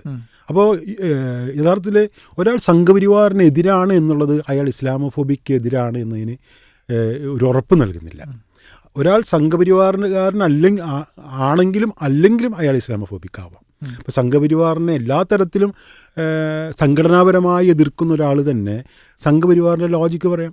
ഉദാഹരണത്തിന് CPM-ൻ്റെ ഉള്ളിൽ ലവ് ജിഹാദ് എന്ന് പറയുന്ന ഇതായി ബന്ധപ്പെട്ടിട്ട് CPM-ൻ്റെ ഉള്ളിൽ ധാരാളം ചർച്ചകൾ കടന്നു വന്നിട്ടുണ്ട്. CPM തന്നെ ഈ ലവ് ജിഹാദ് എന്ന് പറയുന്ന CPM-ൻ്റെ നേതാക്കന്മാർ ലവ് ജിഹാദ് എന്ന് പറയുന്ന ഈ ആരോപണം ഉയർത്തിയിട്ടുണ്ട്. ഈ ലവ് ജിഹാദ് അല്ലെങ്കിൽ അതുപോലുള്ള ആരോപണങ്ങൾ ഉയർത്തുന്നതിൽ ഇടതുപക്ഷക്കാരല്ലാത്തവരും ഉണ്ട്. അതായത് അത് ആരും അതിൽ നിൽക്കുന്നില്ല. അപ്പോൾ ഈ വംശീയചിന്ത ആർക്കൊക്കെ ഉണ്ടോ, വംശീയവൽക്കരണത്തിന് ആരൊക്കെ വിധേയമായിട്ടുണ്ടോ, ഏതൊക്കെ പ്രസ്ഥാനങ്ങൾ വിധേയമാക്കിയിട്ടുണ്ടോ അവരൊക്കെ ഇസ്ലാമോഫോബിക്കായിട്ടുള്ള പ്രസ്താവനകൾ നടത്തും. ആ പ്രസ്താവന ജനങ്ങൾ ചിലപ്പോൾ അത് സ്വാധീനം ചെയ്യും, സ്വാധീനിക്കും അവരെ. എല്ലായിടത്തും ഉണ്ടത്. പക്ഷെ അതിനർത്ഥം അത് ഒരുപോലെയാണെന്നത്, എല്ലായിടത്തുള്ള ഒരു കാര്യം ഒരുപോലെ ആവണമെന്നില്ല. അത് വ്യത്യസ്തമായ രീതിയിൽ തന്നെ നമ്മൾ ഹിന്ദുത്വരെ കാണുന്ന പോലെ തന്നെ നമ്മൾ മറ്റുള്ളവരെ കാണുന്നത് ശരിയല്ല. കാരണം ചില വ്യത്യസ്തതകളുണ്ട്. പക്ഷെ ആ വ്യത്യസ്തതകളോട് കൂടി നമ്മളതിനെ മനസ്സിലാക്കണം. ഓക്കെ, ഇതിലിപ്പോൾ നമ്മൾ ഇപ്പോൾ സാർ അടക്കമുള്ളൊരു ടീമിൻ്റെ എഫേർട്ട് നമ്മളിവിടെ പരാമർശിച്ചു. ഇതിലെ ചില അനുഭവങ്ങളൊന്ന് പങ്കുവെക്കാമോ? നിങ്ങൾ ലിസ്റ്റ് ചെയ്തതിൽ എനിക്ക് ഭയങ്കര ഇൻട്രസ്റ്റിംഗ് ആയി തോന്നിയത് കൊടിയുടെ സംഭവം പറഞ്ഞല്ലോ. കുറച്ചുകൂടി ബാക്കോട്ട് പോയി. അപ്പോൾ അന്ന് അവർക്ക് അത് പ്രതിരോധിക്കാൻ കഴിഞ്ഞില്ല എന്നുള്ള ചില നല്ല പോയിൻ്റൊക്കെ നമ്മളോട് പറയണ്ടായി. ചരിത്രപരമായി ഉൾക്കൊള്ളേണ്ട ഒരു ഭാഗമാണത്. അതാത് കാലത്തെ ഇസ്ലാമോഫോബിക് സാഹചര്യങ്ങളെ പ്രതിരോധിച്ചില്ലെങ്കിൽ അത് ഭാവിയിൽ വലിയ പ്രതിസന്ധി ഉണ്ടാകും. താൽക്കാലിക ശമനമല്ല, ആത്യന്തിക ശമന ഔഷധങ്ങളാണ് ഉപയോഗിക്കേണ്ടത് എന്നുള്ളൊരു മെസ്സേജ് ഇന്ന് കിട്ടി. അത്തരം ഏതെങ്കിലും കുറച്ച് പോയിൻറ്റ്സ് ഒന്ന് ഷെയർ ചെയ്യാമോ? നമ്മൾ ഈ റിപ്പോർട്ട് തയ്യാറാക്കുന്നത് ഡോക്ടർ കെ അഷ്റഫ് എന്ന് പറയുന്ന അദ്ദേഹമാണ് കേരളത്തിൽ ഏറ്റവും കൂടുതൽ ഇസ്ലാമോഫോബിയെക്കുറിച്ച് എഴുതിയിട്ടുള്ള ഒരാൾ. അദ്ദേഹത്തിന് നേതൃത്വം നൽകുന്ന ഒരു ഏകദേശം 30ഓളം വരുന്ന ആളുകൾ ഈ റിപ്പോർട്ട് തയ്യാറാക്കുന്നതിൻ്റെ ഭാഗമാണ്. അത് ഞാൻ നേരത്തെ പറഞ്ഞല്ലോ, വ്യത്യസ്ത തരത്തിലുള്ള ആളുകളാണ് ഇതിലുള്ളത്. നമുക്ക് കാണാൻ കഴിഞ്ഞ ഒരു ഒരു നടത്താവുന്ന ഒരു നിരീക്ഷണം 2024 ഫെബ്രുവരി മാർച്ച് മാസങ്ങളിൽ ഇസ്ലാമോഫോബിയ എന്നുള്ള വാക്ക് മലയാളികൾ വളരെ കുറവാണ് ഉപയോഗിച്ചിരുന്നത്. ഏകദേശം 10 വർഷത്തോളമായിട്ട് ഇപ്പോൾ അഷ്റഫിനെ പോലുള്ള ആളുകളും അക്കാഡമീഷ്യൻസൊക്കെ ധാരാളം അതിനെക്കുറിച്ച് സംസാരിക്കുന്നുണ്ട്, എഴുതുന്നുണ്ട്, പുസ്തകങ്ങൾ തന്നെ വന്നിട്ടുണ്ട്. 6-7 പുസ്തകങ്ങൾ ആ സമയത്ത് വന്നിട്ടുണ്ട്. എങ്കിൽ പോലും കേരളത്തിലെ രാഷ്ട്രീയ പ്രവർത്തകർ അങ്ങനെയുള്ള ആളുകളൊന്നും ധാരാളം ഈ വാക്കുകൾ സോഷ്യൽ മീഡിയയിൽ തന്നെ വളരെ കുറവായിരുന്നു. ഒരു 24 ജനുവരി ഫെബ്രുവരി മാസങ്ങളിലൊക്കെ. അപ്പോൾ ഞങ്ങളതിൻ്റെ കണക്കെടുക്കുമായിരുന്നു. അതായത് ഇന്ന് ഇത്ര ആൾ പറഞ്ഞു, ഈ മാസത്തിൽ 4 ആൾ ഇന്ന നേതാവ്, കോൺഗ്രസിൻ്റെ ഇന്ന നേതാവ് ഇസ്ലാമോഫോബിയെക്കുറിച്ച് പറഞ്ഞു, കമ്മ്യൂണിസ്റ്റുകാരായിട്ട് ഇന്ന ആൾ ഇസ്ലാമോഫോബിക്കെതിരെ സംസാരിച്ചു. ഇതൊക്കെ ഞങ്ങൾ ഡോക്യുമെൻ്റ് ചെയ്യുമായിരുന്നു. ഏകദേശം 24 പകുതി കഴിഞ്ഞപ്പോൾ ഞങ്ങൾ ആ ഡോക്യുമെൻറ്റേഷൻ നിർത്തി. കാരണം എന്ന് വെച്ചാൽ 24 പകുതിയാവുന്നതോടുകൂടി കേരളത്തിൽ ഏറ്റവും കൂടുതൽ ഉപയോഗിക്കുന്ന വാക്കായിട്ട് ഇസ്ലാമോഫോബിയ എന്നുള്ള വാക്ക്, ഒരു ഫ്രെയിം വർക്ക് എന്ന രീതിയിൽ ഇസ്ലാമോഫോബിയ പ്രയോഗം വളരെയേറെ വർദ്ധിച്ചു. 25 ഞങ്ങളുടെ ടീമിൽ തന്നെയുള്ള ആളുകൾ പറയുന്നത് 25 ഗൂഗിളിൽ ഏറ്റവും കൂടുതൽ ഉപയോഗിക്കുന്ന വാക്കുകളൊന്നായിട്ട്, മലയാളത്തിൽ സോഷ്യൽ മീഡിയയിൽ ഏറ്റവും കൂടുതൽ ഉപയോഗിക്കുന്ന വാക്കുകളിലൊന്നായിട്ട് ഇസ്ലാമോഫോബിയ എന്നുള്ള വാക്ക് മാറി. അപ്പോൾ ഇതിനെക്കുറിച്ച് നമുക്ക് പറയാവുന്നൊരു കാര്യം എന്താണെന്ന് വെച്ചാൽ, ആദ്യ കാലഘട്ടത്തിൽ മുസ്ലിങ്ങൾ അവർക്കെതിരെ ഉണ്ടാകുന്ന അവർക്കെതിരെയുള്ള വംശീയവൽക്കരണത്തിന് മുസ്ലിങ്ങളല്ലാത്ത ആളുകളും പ്രതിരോധിക്കാൻ തുടങ്ങുകയും ഈ പ്രതിരോധത്തിനെതിരെ മറു സൈഡിൽ നിന്നൊരു പ്രതിരോധം ഉണ്ടാവുകയും ചെയ്തു. ഇപ്പോൾ നടന്നുകൊണ്ടിരിക്കുന്ന ഒരു പോരാട്ടം ഇസ്ലാമോഫോബിയയ്ക്ക് എന്താണ് ഇസ്ലാമോഫോബിയുടെ അർത്ഥം എന്നതിനെക്കുറിച്ചാണ് ഇപ്പോൾ നടക്കുന്ന പോരാട്ടം. അതായത് നേരത്തെ ഇസ്ലാമോഫോബി എന്നുള്ള വാക്ക് എസ്റ്റാബ്ലിഷ് ചെയ്യാനുള്ള സമരമാണ് നടന്നിരുന്നുവെങ്കിൽ ഇപ്പോൾ ഇസ്ലാമോഫോബി എന്നുള്ള വാക്ക് കേരളത്തിൽ സജീവമായി ഉപയോഗിക്കുന്നുണ്ട്. പക്ഷേ ഇപ്പോൾ ചെയ്തുകൊണ്ടിരിക്കുന്നത് എന്താണ് ഇസ്ലാമോഫോബിയ? ഇപ്പോൾ പല ആളുകൾക്കും പല അർത്ഥമാണ് ഇസ്ലാമോഫോബിയയ്ക്കുള്ളത്. ഇപ്പോൾ ഉദാഹരണം പറയുകയാണെങ്കിൽ കഴിഞ്ഞ വർഷം കേരളത്തിൽ ഇറങ്ങിയിട്ടുള്ള ഏറ്റവും ഇസ്ലാമോഫോബിക്കായുള്ള പുസ്തകങ്ങളൊന്നാണ് ജയരാജൻ്റെ കേരള മുസ്ലിങ്ങളെക്കുറിച്ചുള്ള പുസ്തകം. ഈ പുസ്തകത്തിൽ വിജയരാഘവൻ്റെ ആമുഖത്തിൽ അവതാരികയിൽ ഇസ്ലാമോഫോബിയെക്കുറിച്ച് പറയുന്നുണ്ട്. ഇത് കേരളത്തിൽ ഏറ്റവും ഇസ്ലാമോഫോബിക്കായിട്ട് ഇറങ്ങിയിട്ടുള്ള പുസ്തകത്തിൻ്റെ ആമുഖത്തിൽ അവതാരികയിൽ ഇസ്ലാമോഫോബിയ ഒരു വിഷയമാണ്, ആഗോള പ്രശ്നം എന്നുള്ള രീതിയിൽ ഇസ്ലാമോഫോബിയെക്കുറിച്ച് പറയുന്നുണ്ട്. ഇസ്ലാമോഫോബിയ എന്ന് പറഞ്ഞാൽ ആഗോള ഫ്രെയിം വർക്കിൽ നിന്നുകൊണ്ട് ഇസ്ലാമോഫോബിയെക്കുറിച്ച് പറയുന്നുണ്ട്. പക്ഷേ ഈ പുസ്തകം പരിശോധിച്ച് കഴിഞ്ഞാൽ ഇസ്ലാമോഫോബിക് കണ്ടൻറ് കൊണ്ട് സമൃദ്ധമാണ്. അതെന്തുകൊണ്ടാണ് ഇസ്ലാമോഫോബിക് ആണെന്നുള്ളത് ഞങ്ങൾ കഴിഞ്ഞ വർഷത്തെ റിപ്പോർട്ടിൽ ഞങ്ങൾ വിശദമായി തന്നെ അത് പരിശോധിക്കുകയും ചെയ്തിട്ടുണ്ട്. അപ്പോൾ ഈ റിപ്പോർട്ട് നിന്ന് ഞങ്ങൾക്ക് മനസ്സിലായൊരു കാര്യം, ഇപ്പോൾ എന്താണ് ഇസ്ലാമോഫോബിയ എന്ന കാര്യത്തെക്കുറിച്ചാണ് ചർച്ച. അതിൻ്റെ അർത്ഥം എന്താണ് നമുക്ക്? അപ്പോൾ പല ആളുകളും പല അർത്ഥങ്ങളാണ് പറയുന്നത്. ഈ അർത്ഥത്തിലാണ് ഇപ്പോൾ പോരാട്ടം നടന്നുകൊണ്ടിരിക്കുന്നത്. അതിൻ്റെ മീനിങ് എന്താണ്? നിങ്ങൾ പറഞ്ഞതാണോ ശരി, ഞങ്ങൾ പറഞ്ഞതാണോ ശരി? അപ്പോൾ ഞങ്ങൾ പറഞ്ഞതല്ല, ഇതാണ് ഇസ്ലാമോഫോബിയുടെ അർത്ഥം. മറ്റുള്ള അങ്ങനെയല്ല, അത് വിദേശത്തുള്ളൊരു കാര്യമാണ്, ഇവിടുന്ന് ഇറക്കുമതി ചെയ്തതാണ് എന്നൊരാൾ. അതല്ല, ഇസ്ലാമോഫോബിയ എന്ന് പറഞ്ഞാൽ മുസ്ലിങ്ങളെ ചീത്ത പറയുന്നത് മാത്രമാണ് ഇസ്ലാമോഫോബിയ എന്നൊരാൾ പറയുന്നു. അപ്പോൾ നമ്മൾ പറയുന്നത് അങ്ങനെയല്ല, അങ്ങനെ മുസ്ലിങ്ങളെ ചീത്ത പറയുന്നത് മാത്രമല്ല ഇസ്ലാമോഫോബിയ, അത് മതത്തെക്കുറിച്ച് കൂടെയുള്ള ചർച്ചയും മതവും രാഷ്ട്രീയവും തമ്മിലെ വേർതിരിവും ദേശീയതയുടെ പ്രശ്നങ്ങളൊക്കെ ഉൾക്കൊള്ളുന്നതാണ് ഇസ്ലാമോഫോബിയ എന്ന് നമ്മൾ പറയാൻ ശ്രമിക്കുന്നു. അപ്പോൾ അങ്ങനെ ഇസ്ലാമോഫോബിയയെക്കുറിച്ചുള്ള ഇപ്പം നടന്നുകൊണ്ടിരിക്കുന്ന ഇസ്ലാമോഫോബിയുടെ അർത്ഥത്തിന് വേണ്ടിയുള്ള പോരാട്ടമാണ്. ഇതാണ് ഞങ്ങളുടെ റിപ്പോർട്ടിൽ നിന്ന് ഞങ്ങൾക്ക് മനസ്സിലാക്കാൻ കഴിഞ്ഞ ഒരു നിരീക്ഷണം. ഓക്കെ, ഈ മലപ്പുറം പരാമർശം ഇപ്പോൾ നിരന്തരം വന്നുകൊണ്ടിരിക്കുന്നുണ്ടല്ലോ. മലപ്പുറം പരാമർശം നേരത്തെ ഉണ്ട്. തീർച്ചയായിട്ടും ഞങ്ങളൊരു ഡോക്യുമെൻ്ററി ചെയ്തിട്ടുണ്ടായിരുന്നു നേരത്തെ, തീവ്രവാദം മുഖംമൂടി അഴിക്കുന്നു എന്നുള്ള പേരിൽ, ഒരു 10 വർഷങ്ങൾക്ക് മുമ്പ്. അപ്പം അന്ന് അതിലുപയോഗിച്ചിരുന്ന ഒരു ചെറിയ വീഡിയോ ശകലുണ്ടായിരുന്നു. മോഹൻലാൽ ബോംബ് എന്ന് സെർച്ച് ചെയ്താൽ യൂട്യൂബിൽ കിട്ടിയിരുന്നൊരു വീഡിയോ ആണത്. ആ വീഡിയോ അതിൽ ഉപയോഗിച്ചിരുന്നു. മലപ്പുറത്ത് പോയാൽ കത്തി കിട്ടും തന്നെ എന്ന് പറയണേ. അപ്പോൾ ആ വളരെ ദീർഘകാലമായി മലപ്പുറം ഒരു വിഷയമാണ്, ചർച്ചാ വിഷയമാണ്. അതിൻ്റെ ഒരു പ്രചോദനം എന്തായിരിക്കണം? അതോടൊപ്പം തന്നെ അത് ഇപ്പോൾ കൂടുതൽ കത്തി വരുന്നതിൻ്റെ ഒരു റീസൺ എന്തായിരിക്കണം? മലപ്പുറം യഥാർത്ഥത്തിൽ ഇപ്പം ആരംഭിച്ചൊരു പ്രചാരണമല്ല. മലപ്പുറം ജില്ല രൂപീകരിക്കുന്ന മുന്നേ ആരംഭിച്ച പ്രചാരണമാണ്. അതായത് വിചാരധാരയുടെ 68 എഡിഷനിൽ പോലും മലപ്പുറത്ത് ഒരു മാപ്പിളസ്ഥാൻ ഉണ്ടാവുകയാണ്, കേരളത്തിലൊരു മാപ്പിളസ്ഥാൻ ഉണ്ടാവുകയാണ് എന്ന് പറയുന്ന ഒരു പരാമർശം അതിൽ കൂട്ടിച്ചേർത്തിരുന്നു.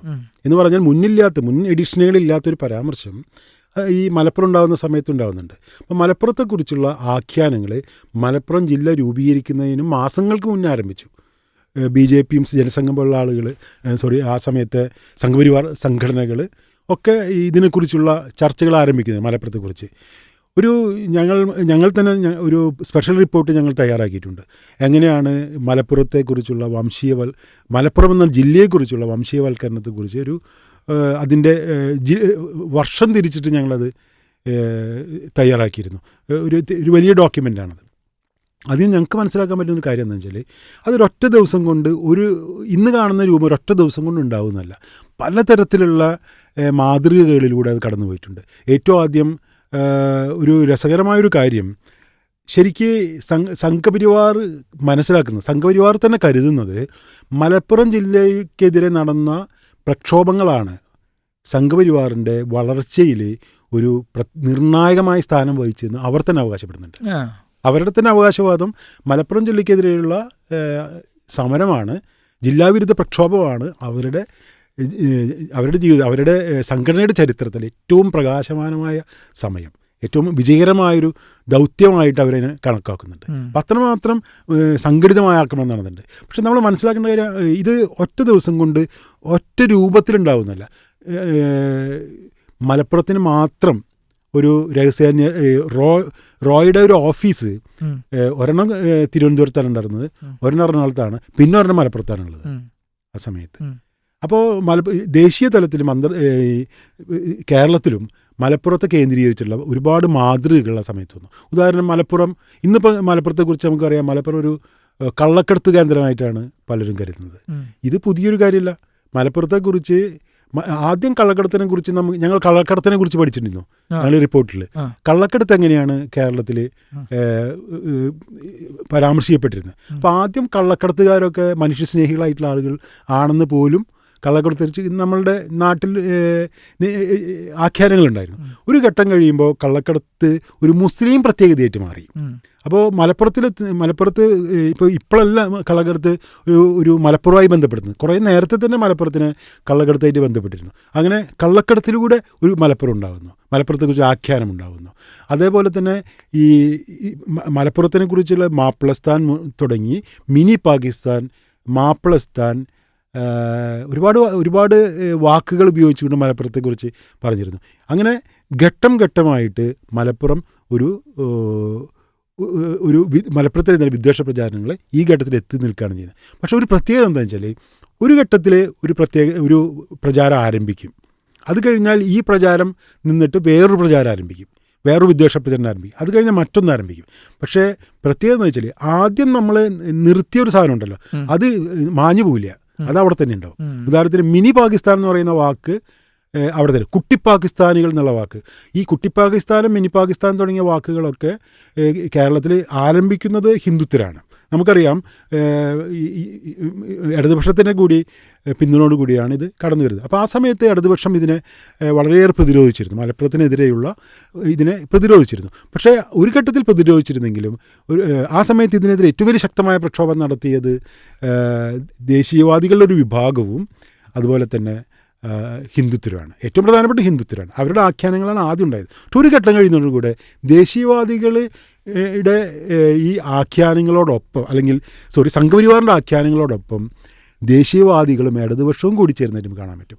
ഉദാഹരണത്തിന് ഈ കുട്ടി പാകിസ്ഥാൻ എന്ന് പറയുന്ന ഒരു പ്രയോഗം നായനാർ നടത്തുന്നുണ്ട്. അപ്പോൾ ഏത് ഘട്ടത്തിലാണ് ഇവർക്ക് ഈ പ്രയോഗം നടത്തുന്നത് ഞങ്ങൾ ഡോക്യുമെൻ്റ് ചെയ്തിട്ടുണ്ട്.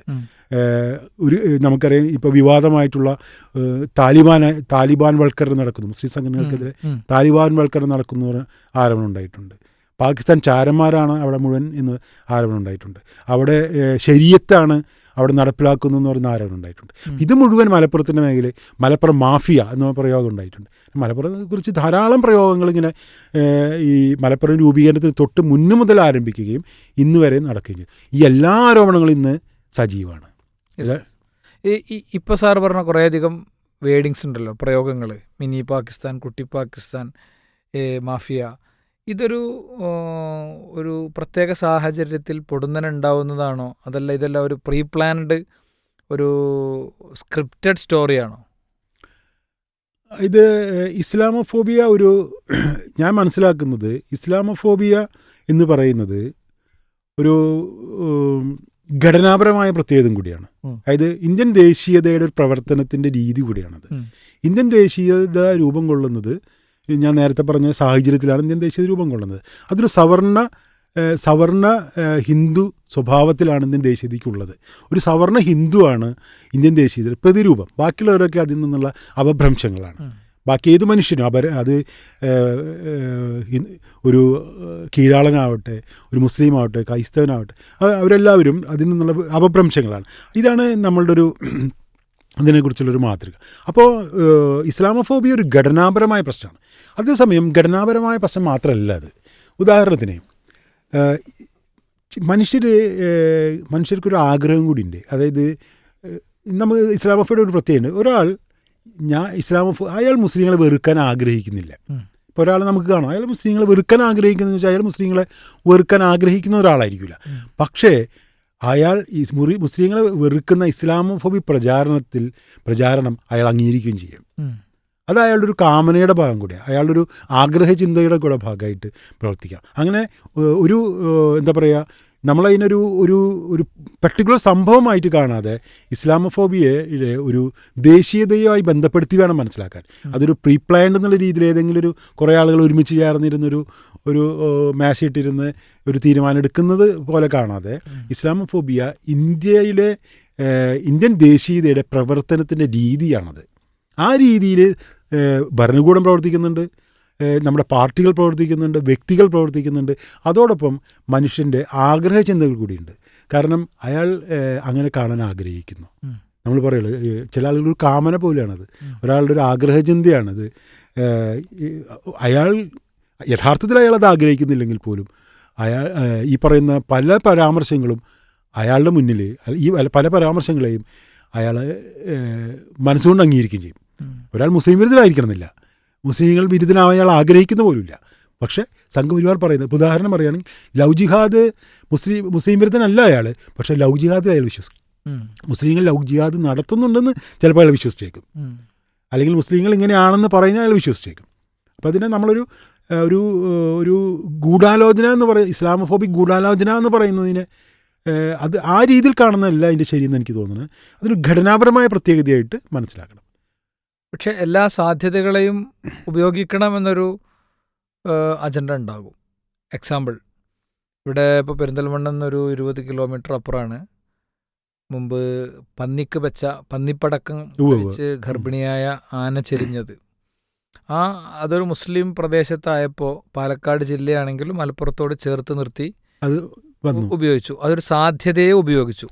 പട്ടിയെ വലിച്ചു കൊണ്ടുപോകുന്ന ഒരു ചെറുപ്പക്കാരൻ മുസ്ലിം ആയപ്പോൾ ആ പേരിൻ്റെ സാധ്യതയെ ഉപയോഗിച്ചു. ഇങ്ങനെ ഇതിനുവേണ്ടി കൃത്യമായ ഒരു സ്ക്രിപ്റ്റ് എഴുതി മീറ്റിംഗ് കൂടി പോകണില്ലെങ്കിലും വീണ് കിട്ടുന്ന എല്ലാ സാധ്യതകളെയും ഉപയോഗിക്കും. അത് ഇസ്ലാമോഫോബിയ എന്നല്ല, വംശീയതയുടെ പ്രത്യേകതയാണത്. അതെല്ലാതും വരവിക്കും, അവർ ഏത് സാധ്യതകളെയും ഉപയോഗിക്കും. പിന്നെ യുക്തിയില്ലല്ലോ, ഇസ്ലാമോഫോബിയയ്ക്കും വംശീയതയ്ക്കും പ്രത്യേക യുക്തിയൊന്നുമില്ല. അതായത് ഒരാൾ നുണയാണെന്ന് വിശ്വസിച്ചുകൊണ്ട് തന്നെ അയാളത് പറയാം ചിലപ്പോൾ. അതിന് യുക്തി തിരഞ്ഞിട്ട് പ്രത്യേകിച്ച് കാര്യമൊന്നുമില്ല. മുസ്ലിങ്ങളില്ലെങ്കിലും അവിടെ ഒരു മുസ്ലിംസ് ഇല്ലാത്തതായിരിക്കും ചിലപ്പോൾ അയാൾ കണ്ടെത്തുന്ന ഒരു തെളിവുകളില്ലാത്തതായിരിക്കും ഒരു തെളിവ്. അങ്ങനെ നമ്മൾ ധാരാളം സംഭവങ്ങൾ മുസ്ലിങ്ങളില്ലെന്ന് അയാൾക്കറിയാം, അപ്പോൾ ആ മുസ്ലിങ്ങളില്ലാത്തതായിരിക്കും അവിടുത്തെ ഒരു കാരണമായിട്ട് മാറുന്നത്. അപ്പോൾ ഇസ്ലാമോഫോബിയയ്ക്ക് ഈ പ്രത്യേക യുക്തിയൊന്നുമില്ല. അത് എല്ലാ കാര്യങ്ങളെയും അതായിട്ട് ബന്ധപ്പെടുത്തും. അത് വംശീയതയുടെ ഒരു പ്രത്യേകതയാണത്. ഈ പറയുന്ന എല്ലാ കാര്യങ്ങളും ഇതൊക്കെ മലപ്പുറവുമായി ബന്ധപ്പെട്ടാണ് മറ്റേ മനേക ഗാന്ധി തന്നെ ഇത്തരം ട്വീറ്റുകളൊക്കെ നടത്തി. അതെ, അത് ഒന്ന് വലിയ ബൂമിങ്ങായി. അതെ, ഈ അതിലെത്രത്തോളം എന്ന് വെച്ച് കഴിഞ്ഞാൽ അറബ് സുഹൃത്തുക്കളൊക്കെ ഇതിൻ്റെ ഒരു കഥ അറിയാതെ അതിൽ അറബിയിൽ ടെക്സ്റ്റ് ചെയ്തത് എൻ്റെ FB ഫ്രണ്ട്സൊക്കെ നല്ല ഇസ്ലാമിക് ചുറ്റുപാടിലുള്ള ആളുകളൊക്കെ ഈ ആനക്ക് വേണ്ടിയിട്ട് കണ്ണീരൊഴുക്കി ഉള്ള സംഗതികളുണ്ടായി.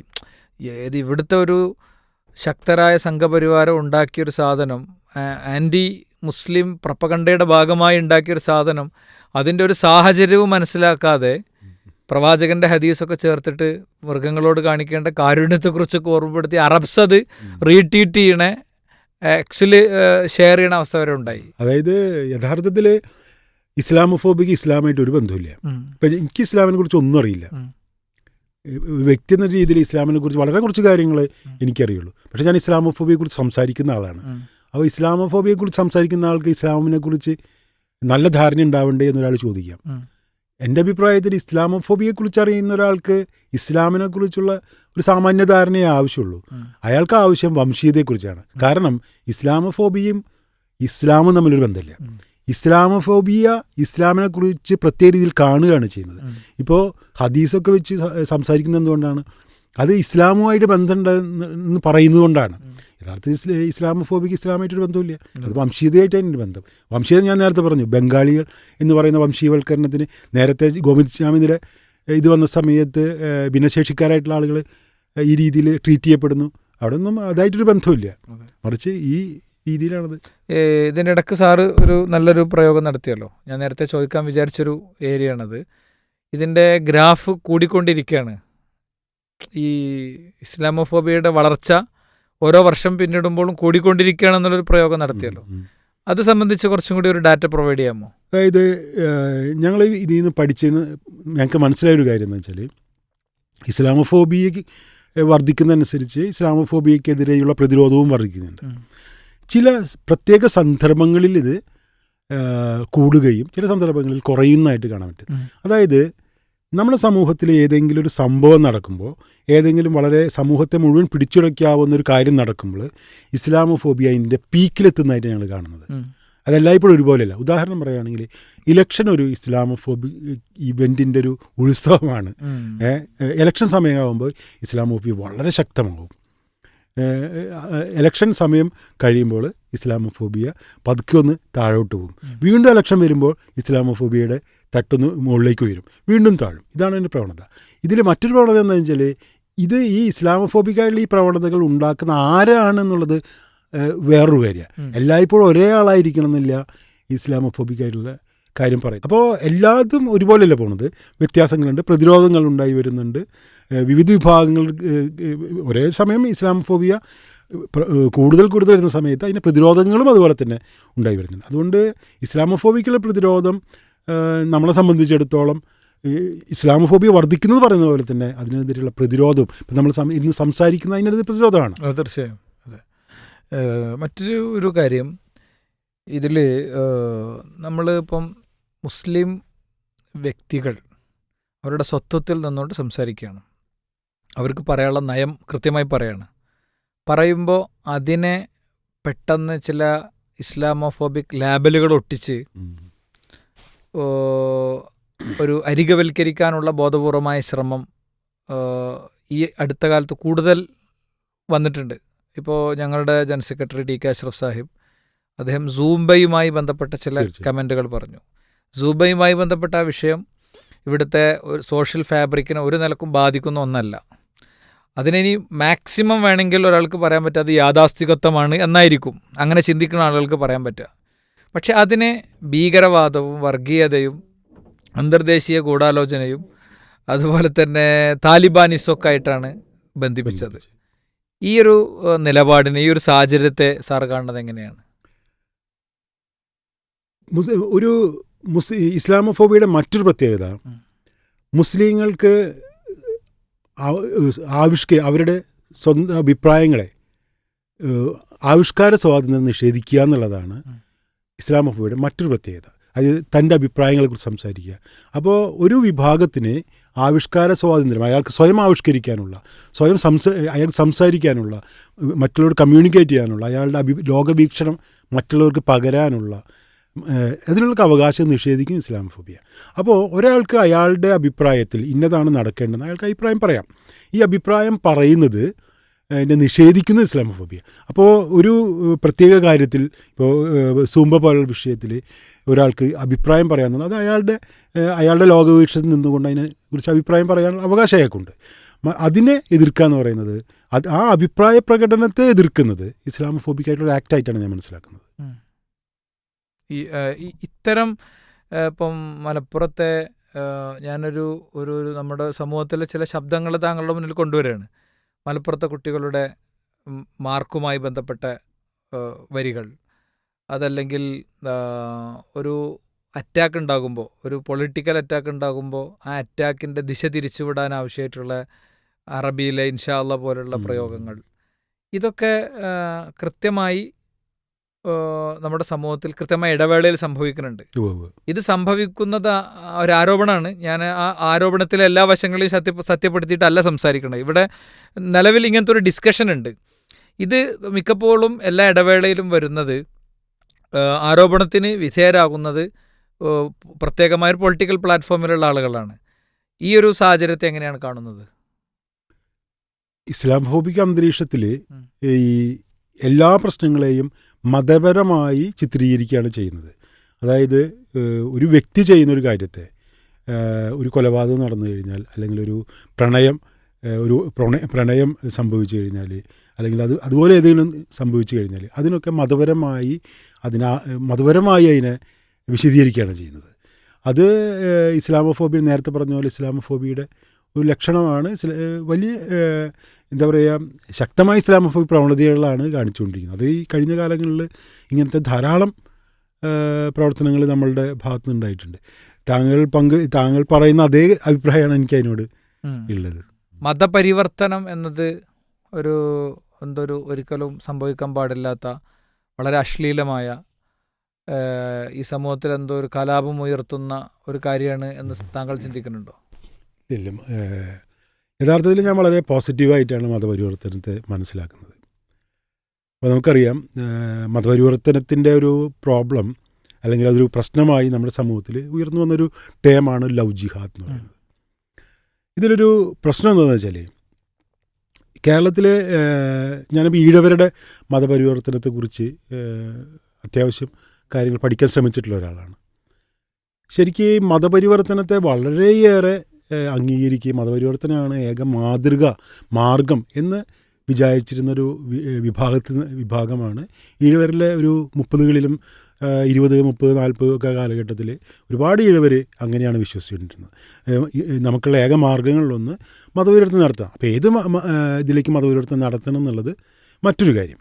അപ്പോൾ മതപരിവർത്തനം എന്ന് പറയുന്നത് ജാതിയെ മുറിച്ചു കടക്കാനുള്ള ഇന്ത്യൻ ജനതയുടെ ഏറ്റവും പ്രധാനപ്പെട്ട ഉപാധികളൊന്നായിരുന്നു. അത് ജാതിയെ പൊളിക്കാനുള്ള ഒരു പ്രധാനപ്പെട്ട ഉപാധിയായിട്ട് മതമാണ് നമ്മുടെ നാട്ടിൽ ഉണ്ടായിട്ടുള്ളത്. അതുകൊണ്ട് അപ്പോൾ മതപരിവർത്തനം പല രീതികളാണ്. ഒന്ന് കൂട്ടമായി മതപരിവർത്തനം നടത്തുന്ന ആളുകളുണ്ട്, ഒറ്റയ്ക്കൊറ്റയ്ക്ക് മതപരിവർത്തനം നടത്തുന്ന ആളുകളുണ്ട്. ഇപ്പോൾ കേരളത്തിലെ ഒരു കാലഘട്ടത്തിൽ ഈഴവരൊക്കെ കൂട്ടമായ മതപരിവർത്തനം നടത്തണം എന്ന് പറയുന്ന അഭിപ്രായക്കാരായിരുന്നു. കുറേ ആളുകളൊക്കെ അതിൻ്റെ ഭാഗമായിട്ട് ക്രിസ്ത്യാനികളും സിഖുകാർ പോലും ആയിട്ടുണ്ട് അതിൻ്റെ ഭാഗമായിട്ട്. അപ്പോൾ മതപരിവർത്തനം എന്ന് പറയുന്നത് ഒരു വ്യക്തിയെ സംബന്ധിച്ചിടത്തോളം, ഇന്ത്യൻ സമൂഹത്തെ സംബന്ധിച്ചിടത്തോളം ജാതിയെ മുറിച്ച് കിടക്കുന്നതിനുള്ളൊരു മാർഗ്ഗമാണ്. എന്നാൽ മറ്റൊരു പ്രശ്നം എന്ന് വെച്ചാൽ മതപരിവർത്തനത്തിലുള്ള പ്രതികരണം. അതാണ് നമ്മളിപ്പോൾ ചർച്ച ചെയ്യുന്നൊരു വിഷയം. ജാതിയെ മുറിച്ച് കിടക്കുന്ന ഒരു വിഷയമായതുകൊണ്ട് തന്നെ അതിൽ ഒരു ഇസ്ലാമോഫോബിക് എലമെൻറ്റ് കൊണ്ടുവരാനാണ് ലവ് ജിഹാദ് പോലെയുള്ള ഇത് അവർ കൊണ്ടുവരുന്നത്. അപ്പോൾ ലവ് ജിഹാദ് എന്ന് പറയുന്ന ആ ടേമിൻ്റെ അതിൻ്റെ ഒരു ഒരു വിഷയം എന്താണെന്ന് വെച്ചാൽ, നമുക്കറിയാം, ഒരു മുസ്ലിങ്ങളായിട്ടുള്ള ആണുങ്ങൾ എല്ലാവരും ഇതര ജാതി, പ്രത്യേകിച്ചും ക്രിസ്ത്യാനികളും അതുപോലെ തന്നെ ഹിന്ദുക്കളായിട്ടുള്ള ആളുകളെ, പെൺകുട്ടികളെ വശീകരിച്ചു കൊണ്ടിരുന്നു എന്നുള്ളതാണ് അതിൽ പറയുന്നൊരു കാര്യം. യഥാർത്ഥത്തിൽ അത് ഒരു സ്ത്രൈണ ലൈംഗികതയെക്കുറിച്ചുള്ള അവരുടെ തന്നെ ഭീതിയാണ്. ഇസ്ലാമോഫോബിയുടെ പ്രത്യേകത എന്ന് വെച്ചാൽ അത് എല്ലായ്പ്പോഴും അവനെക്കുറിച്ചുള്ള ഭീതിയും കൂടി ഇസ്ലാമോഫോബിയുടെ പ്രത്യേകതയാണ്. അതായത് എനിക്ക് എന്നെക്കുറിച്ചുള്ള ഒരു ഭീതിയും ഇസ്ലാമോഫോബിയ എന്ന് പറയുന്ന ആ ചിന്തയ്ക്ക് കാരണമാവാം. ഉദാഹരണത്തിന് ലവ് ജിഹാദ് അതിൻ്റെ ഏറ്റവും വലിയ ഉദാഹരണമാണ്. ഒരു ഹിന്ദുക്കളായിട്ടുള്ള ഹിന്ദുക്കളായ പെൺകുട്ടികളുടെ ഒരു ലൈംഗികതയോടുള്ള ഹിന്ദു പുരുഷൻ്റെ ഒരു ഭീതിയാണ് ലവ് ജിഹാദിലൂടെ കടന്നു വരുന്ന ഒരു കാരണം എന്ന് വെച്ചാൽ അതൊരു കാര്യം. രണ്ടാമത്തെ കാര്യം, ഈ മതങ്ങളെല്ലായ്പ്പോഴും മതപരിവർത്തനത്തിലൂടെ ജാതി എല്ലായ്പ്പോഴും ഇവർ മറികടക്കാറുണ്ട്. അപ്പോൾ ഇപ്പോൾ ജാതിയെ മറികടക്കുന്ന ഈ ഒരു മതത്തെയും അവർ ഭയപ്പെടുന്നുണ്ട്. അപ്പോൾ കാരണം ഈ ജാതി പ്രശ്നം പരിഹരിക്കാനായിട്ട് ഇവർക്ക് സാധ്യമല്ല. ഈ ജാതി വ്യവസ്ഥയ്ക്ക് ജാതി പ്രശ്നത്തെ പരിഹരിക്കാൻ കഴിയില്ല. കാരണം ജാതി വ്യവസ്ഥ അടിസ്ഥാനപരമായും അത് ശ്രേണി ഉണ്ടാക്കുന്നുണ്ട്, മുകൾ മുതൽ താഴെ വരെ ശ്രേണി ഉണ്ടാക്കുന്നുണ്ട്. ഇതിനെ മുറിച്ച് കടക്കാൻ ജാതിക്ക് കഴിയില്ല. അപ്പോൾ ഇതിനെ മുറിച്ച് കടക്കുന്നൊരു പദ്ധതിയാണ് യഥാർത്ഥത്തിൽ മതം മാറ്റം എന്ന് പറയുന്നത്. ചരിത്രപരമായിട്ടും അങ്ങനെ തന്നെയാണ്. ഇപ്പോഴും വേറെ അർത്ഥത്തിൽ പറഞ്ഞു കഴിഞ്ഞാൽ അത് സാധ്യമാണ്. പക്ഷേ അതിനെ അപ്പോൾ ഒരു ഹിന്ദു പുരുഷൻ്റെ ഭീതിയും അതുപോലെ തന്നെ ജാതിയെ മുറിച്ച് കടക്കുന്ന ചില ഘടകങ്ങളൊക്കെ ഉൾപ്പെട്ടിട്ടാണ് ഇവിടെ മതം മാറ്റത്തിൽ നിന്നിട്ടുള്ള ഒരു ഭീതിയായിട്ട് മാറുന്നത്. അതുകൊണ്ട് ഒരു ഭാഗത്ത്. മറുഭാഗത്ത് അത് ഹിന്ദു ദേശീയവാദത്തിൻ്റെ ഒരു ആശങ്ക കൂടിയാണ്. ഹിന്ദു ദേശീയവാദത്തിൻ്റെ സവർണ പുരുഷൻ്റെ ഒരു ആശങ്കയുടെ കൂടി ഭാഗമായിട്ടാണ് മുസ്ലിങ്ങളുടെ അമിത ലൈംഗികത എന്ന് പറയുന്ന ഒരു രൂപകം നമ്മുടെ സമൂഹത്തിൽ ഉണ്ടായിട്ടില്ല. അല്ലെങ്കിൽ ചരിത്രത്തിൽ നമുക്കത് കാണാൻ പറ്റും, ഇപ്പോഴും നമുക്ക് കാണാൻ പറ്റും. അപ്പോൾ ഈ രീതിയിലുള്ള അമിത ലൈംഗികത, മുസ്ലിം പുരുഷൻ്റെ അമിത ലൈംഗികത, യഥാർത്ഥത്തിൽ മുസ്ലിം പുരുഷൻ്റെ അമിത ലൈംഗികത എന്ന് പറയുന്നത് ഹിന്ദു പുരുഷൻ്റെ ഹിന്ദു സ്ത്രീയെക്കുറിച്ചുള്ള ആശങ്കയാണ്, അല്ലാതെ മുസ്ലിമിനെ കുറിച്ചുള്ള ആശങ്കയല്ല. അത് അവരുടെ സ്ത്രീകളെക്കുറിച്ചുള്ള അവർക്കുള്ള ആശങ്കയാണ്. അത് ഈ രീതിയിൽ അപരന്മാരെക്കുറിച്ചുള്ള ആശങ്കയുടെ പ്രത്യേകത അതാണ്. അത് യഥാർത്ഥത്തിൽ അയാളെക്കുറിച്ചുള്ള ആശങ്കയാണത്. അതെ. ഒരു ഡയറക്റ്റ് ക്വസ്റ്റ്യൻ. വെള്ളാപ്പള്ളി നടേശൻ വളരെ പ്രായമുള്ള ഒരു സമുദായ നേതാവാണ്. അദ്ദേഹത്തിൻ്റെ പ്രചോദനങ്ങൾ എന്തായിരിക്കണം? അതായത് ഈഴവ കമ്മ്യൂണിറ്റി ആയി ബന്ധപ്പെട്ടും കൂടി നമ്മൾ മനസ്സിലാക്കണം. അതായത് 30കളിലും 40കളിലും അവരെന്താണ് ഈഴവർ എന്നതിനെക്കുറിച്ച് വലിയ ചർച്ച നടന്നിട്ടുള്ള സമൂഹം അത്. അതായത് ഈഴവർ മതമാണോ, അതൊരു സമുദായം മാത്രമാണോ, അത് ജാതിയാണോ എന്നുള്ള ഒരുപാട് ചർച്ചകൾ നടത്തിയൊരു സമൂഹമാണ് ഈഴവ സമൂഹം എന്ന് പറയുന്നത്. അവർ പല ഘട്ടങ്ങളിലും ഈഴവർ മതമാറ്റത്തെക്കുറിച്ച് ഒരുപാട് പുസ്തകങ്ങൾ തന്നെ എഴുതുന്ന ആളുകൾ. അവർ ഈ ഈഴവരുടെ പ്രത്യേകത വേറൊരു രസകരമായ പ്രത്യേകതയുണ്ട്. അവരൊരു ഘട്ടത്തിൽ പറഞ്ഞു, നമ്മൾ ഈഴവരെല്ലാവരും വേറെ വേറെ മതങ്ങളിലേക്ക് പോയാൽ ഈഴവരുടെ ശക്തി കുറഞ്ഞു പോകും. അതുകൊണ്ട് അവർ പറഞ്ഞു, ഒരു കാര്യം ചെയ്യുന്നത്, നിങ്ങൾ ഏത് മതത്തിൽ നിങ്ങൾക്ക് വിശ്വസിക്കാം, ഏത് മതത്തിൽ പോയി ചേരാം, പക്ഷെ നിങ്ങൾ അടിസ്ഥാനപരമായിട്ട് ഈഴവരായിരിക്കണം. നമ്മൾ പറയില്ല, നിങ്ങൾ ഏത് ജാതിക്കാരായിക്കോളെ, ഏത് മതത്തിൽപ്പെട്ടോട്ടെ, അടിസ്ഥാനപരമായി ഇന്ത്യക്കാരായിരിക്കും എന്നൊക്കെ പറഞ്ഞ പോലെ ഈഴവർ തീരുമാനിച്ച കാര്യം എന്ന് വെച്ചാൽ നിങ്ങൾ ഏത് മതത്തിൽ ചേർന്നോളൂ, നിങ്ങൾ അടിസ്ഥാനപരമായിട്ട് ഈഴവനായിരിക്കണം. അതെന്തിനാണ് പറഞ്ഞു വെച്ചാൽ ഈഴവരുടെ ശക്തി ക്ഷയിക്കാതിരിക്കാൻ വേണ്ടിയാണ് അവർ പറയുന്നത്. അവർക്ക് മതപരമായി ഒരാൾ മതം മാറുന്നതിലൊന്നും വിശ്വാസമില്ലാതിരുന്ന, മതം മാറുന്ന ഒരു കുഴപ്പമായി കാണാതിരുന്ന ഒരു സമൂഹമാണ് ഈഴവർ. ആ സമൂഹത്തിൻ്റെ പക്ഷേ ദേശീയതയുടെ ഒരു നിർമ്മാണ കാലത്ത്, ദേശീയത രൂപം കൊള്ളുന്ന കാലത്ത് ഈഴവ സമൂഹത്തിൻ്റെ ഉള്ളിൽ തന്നെ, ഈവൻ SNDPയുടെ ഉള്ളിൽ തന്നെ ഒരു ഹിന്ദുത്വ എലമെൻറ്റ് എല്ലാ കാലത്തുണ്ട്. അത് പുതിയൊരു പ്രവണതയല്ല. ഹിന്ദുത്വ എലമെൻ്റ് എന്ന് പറയുന്നത് പല ആളുകളും പറയും ഈഴവർ SNDP ഒക്കെ ഇപ്പോഴാണ് ഹിന്ദുത്വത്തിലേക്ക് കടന്നു വന്നത്. അത് തെറ്റായിട്ടുള്ള കാര്യമാണ്. SNDP രൂപീകരിക്കുന്ന ആ ഘട്ടത്തിൽ തന്നെ അതിൻ്റെ ഉള്ളിൽ ഹിന്ദുത്വ എലമെൻറ്റ് ധാരാളം ഉണ്ടായിരുന്നു. ആ സമയത്ത് ഒരു വളരെ പ്രധാനപ്പെട്ട ഒരു ഈഴവ നേതാവ് അവകാശപ്പെട്ടിട്ടുള്ളത്, വൈക്കം സത്യാഗ്രഹത്തിൽ പങ്കെടുത്ത ഒരാളാണ് അവകാശപ്പെട്ടിട്ടുള്ളത്, ഞാൻ 10,000 ആളുകളെ ക്രൈസ്തവരിൽ നിന്ന്, വിവിധ മതങ്ങളിൽ നിന്ന് ഹിന്ദുവായിട്ട് കൺവേർട്ട് ചെയ്തിട്ടുണ്ടെന്ന് ഒരു SNDPയുടെ നേതാവ് ഇപ്പോഴല്ല, ഇത് എഴുതുന്നൊരു ആത്മകഥയില്ല. ഈ ആത്മകഥ പുറത്തു വന്നത് 60-ലാണ് ഈ ആത്മകഥ പുറത്തു വരുന്നത്. അപ്പോൾ ഈഴവ സംഘടനകൾക്കുള്ളിൽ തന്നെ ഇത്തരം ഹിന്ദുത്വ വൽക്കരണ പ്രവണതകൾ അതിൻ്റെ തുടക്കകാലം മുതലുണ്ട്. പക്ഷേ ഈ ഹിന്ദുത്വവൽക്കരണ പ്രവണതയെ തടഞ്ഞു നിർത്തുന്ന അതുപോലെ തന്നെ ശക്തമായൊരു വിഭാഗം SNDPയിലുണ്ടായിരുന്നു. സഹോദരൻ അയ്യപ്പനെ പോലുള്ള ആളുകൾ, C കേശവനെ പോലുള്ള ആളുകൾ, ഇവരൊക്കെയാണ് അതിനെ തടഞ്ഞു നിർത്തുന്നത്. അപ്പോൾ ഈ ഒരു സംഘർഷം എല്ലാ കാലത്തും വിധേയമായിരുന്നൊരു സംഘടനയാണ് SNDP. ഈ സംഘടന പക്ഷെ ഒരു ഘട്ടത്തിൽ, പ്രത്യേകിച്ചും ഇന്ത്യ രൂപപ്പെട്ടതിന് ശേഷം, അവർ ഇന്ത്യൻ ദേശീയതയോട് മാത്രമല്ല, അവർ ഹിന്ദുമതത്തിലും അവരുടെ നിലപാടിൽ ചില മാറ്റങ്ങൾ വരുത്താൻ തുടങ്ങി. അപ്പോൾ ഹിന്ദുക്കളാണോ എന്നുള്ള കാര്യത്തിൽ അവർക്ക് ആദ്യം മുതൽ തന്നെ ചില ആളുകൾ ഹിന്ദുക്കളാണെന്ന് പറഞ്ഞിരുന്നു, ഹിന്ദുക്കളായ സ്വയം വിശ്വസിച്ചിരുന്നു. എന്നാൽ ചില ആളുകൾ അങ്ങനെയല്ല, നമ്മൾ ഹിന്ദുക്കളല്ല എന്ന് പറയുന്ന വിഭാഗം അതിലുണ്ട്, യുക്തിവാദികളായിട്ടുള്ള ആളുകളുണ്ട്. ഇവരൊക്കെ തമ്മിലുള്ളൊരു സമുദായം എന്നുള്ള സങ്കല്പമാണ് അവർക്കുണ്ടായിരുന്നത്. അപ്പോൾ ഈ ഇന്ത്യ രൂപപ്പെട്ടതിന് ശേഷം അതിനുണ്ടായിരുന്ന കുറേ നേതാക്കന്മാർ, കുറേ ബുദ്ധിജീവികൾ ഈ ഈഴവ സമുദായത്തിൽ നിന്ന് പുറത്തു പോവുകയും, പുറത്തു പോകുന്ന പറഞ്ഞാൽ അവർ കുറേ ആളുകൾ ദേശീയ പ്രസ്ഥാനത്തിൻ്റെ ഭാഗമായി മാറി, കുറേ ആൾക്കാർ കമ്മ്യൂണിസ്റ്റുകളായി മാറി. സ്വാഭാവികമായും ഈഴവ ജനസാമാന്യത്തിന് ഒരു നാഥനില്ലാത്തൊരു അവസ്ഥ വരികയും അവർ പതുക്കെ ഒരു അല്ലെങ്കിൽ ഹൈന്ദവവൽക്കരണത്തിന് വിധേയമായും ചെയ്തു.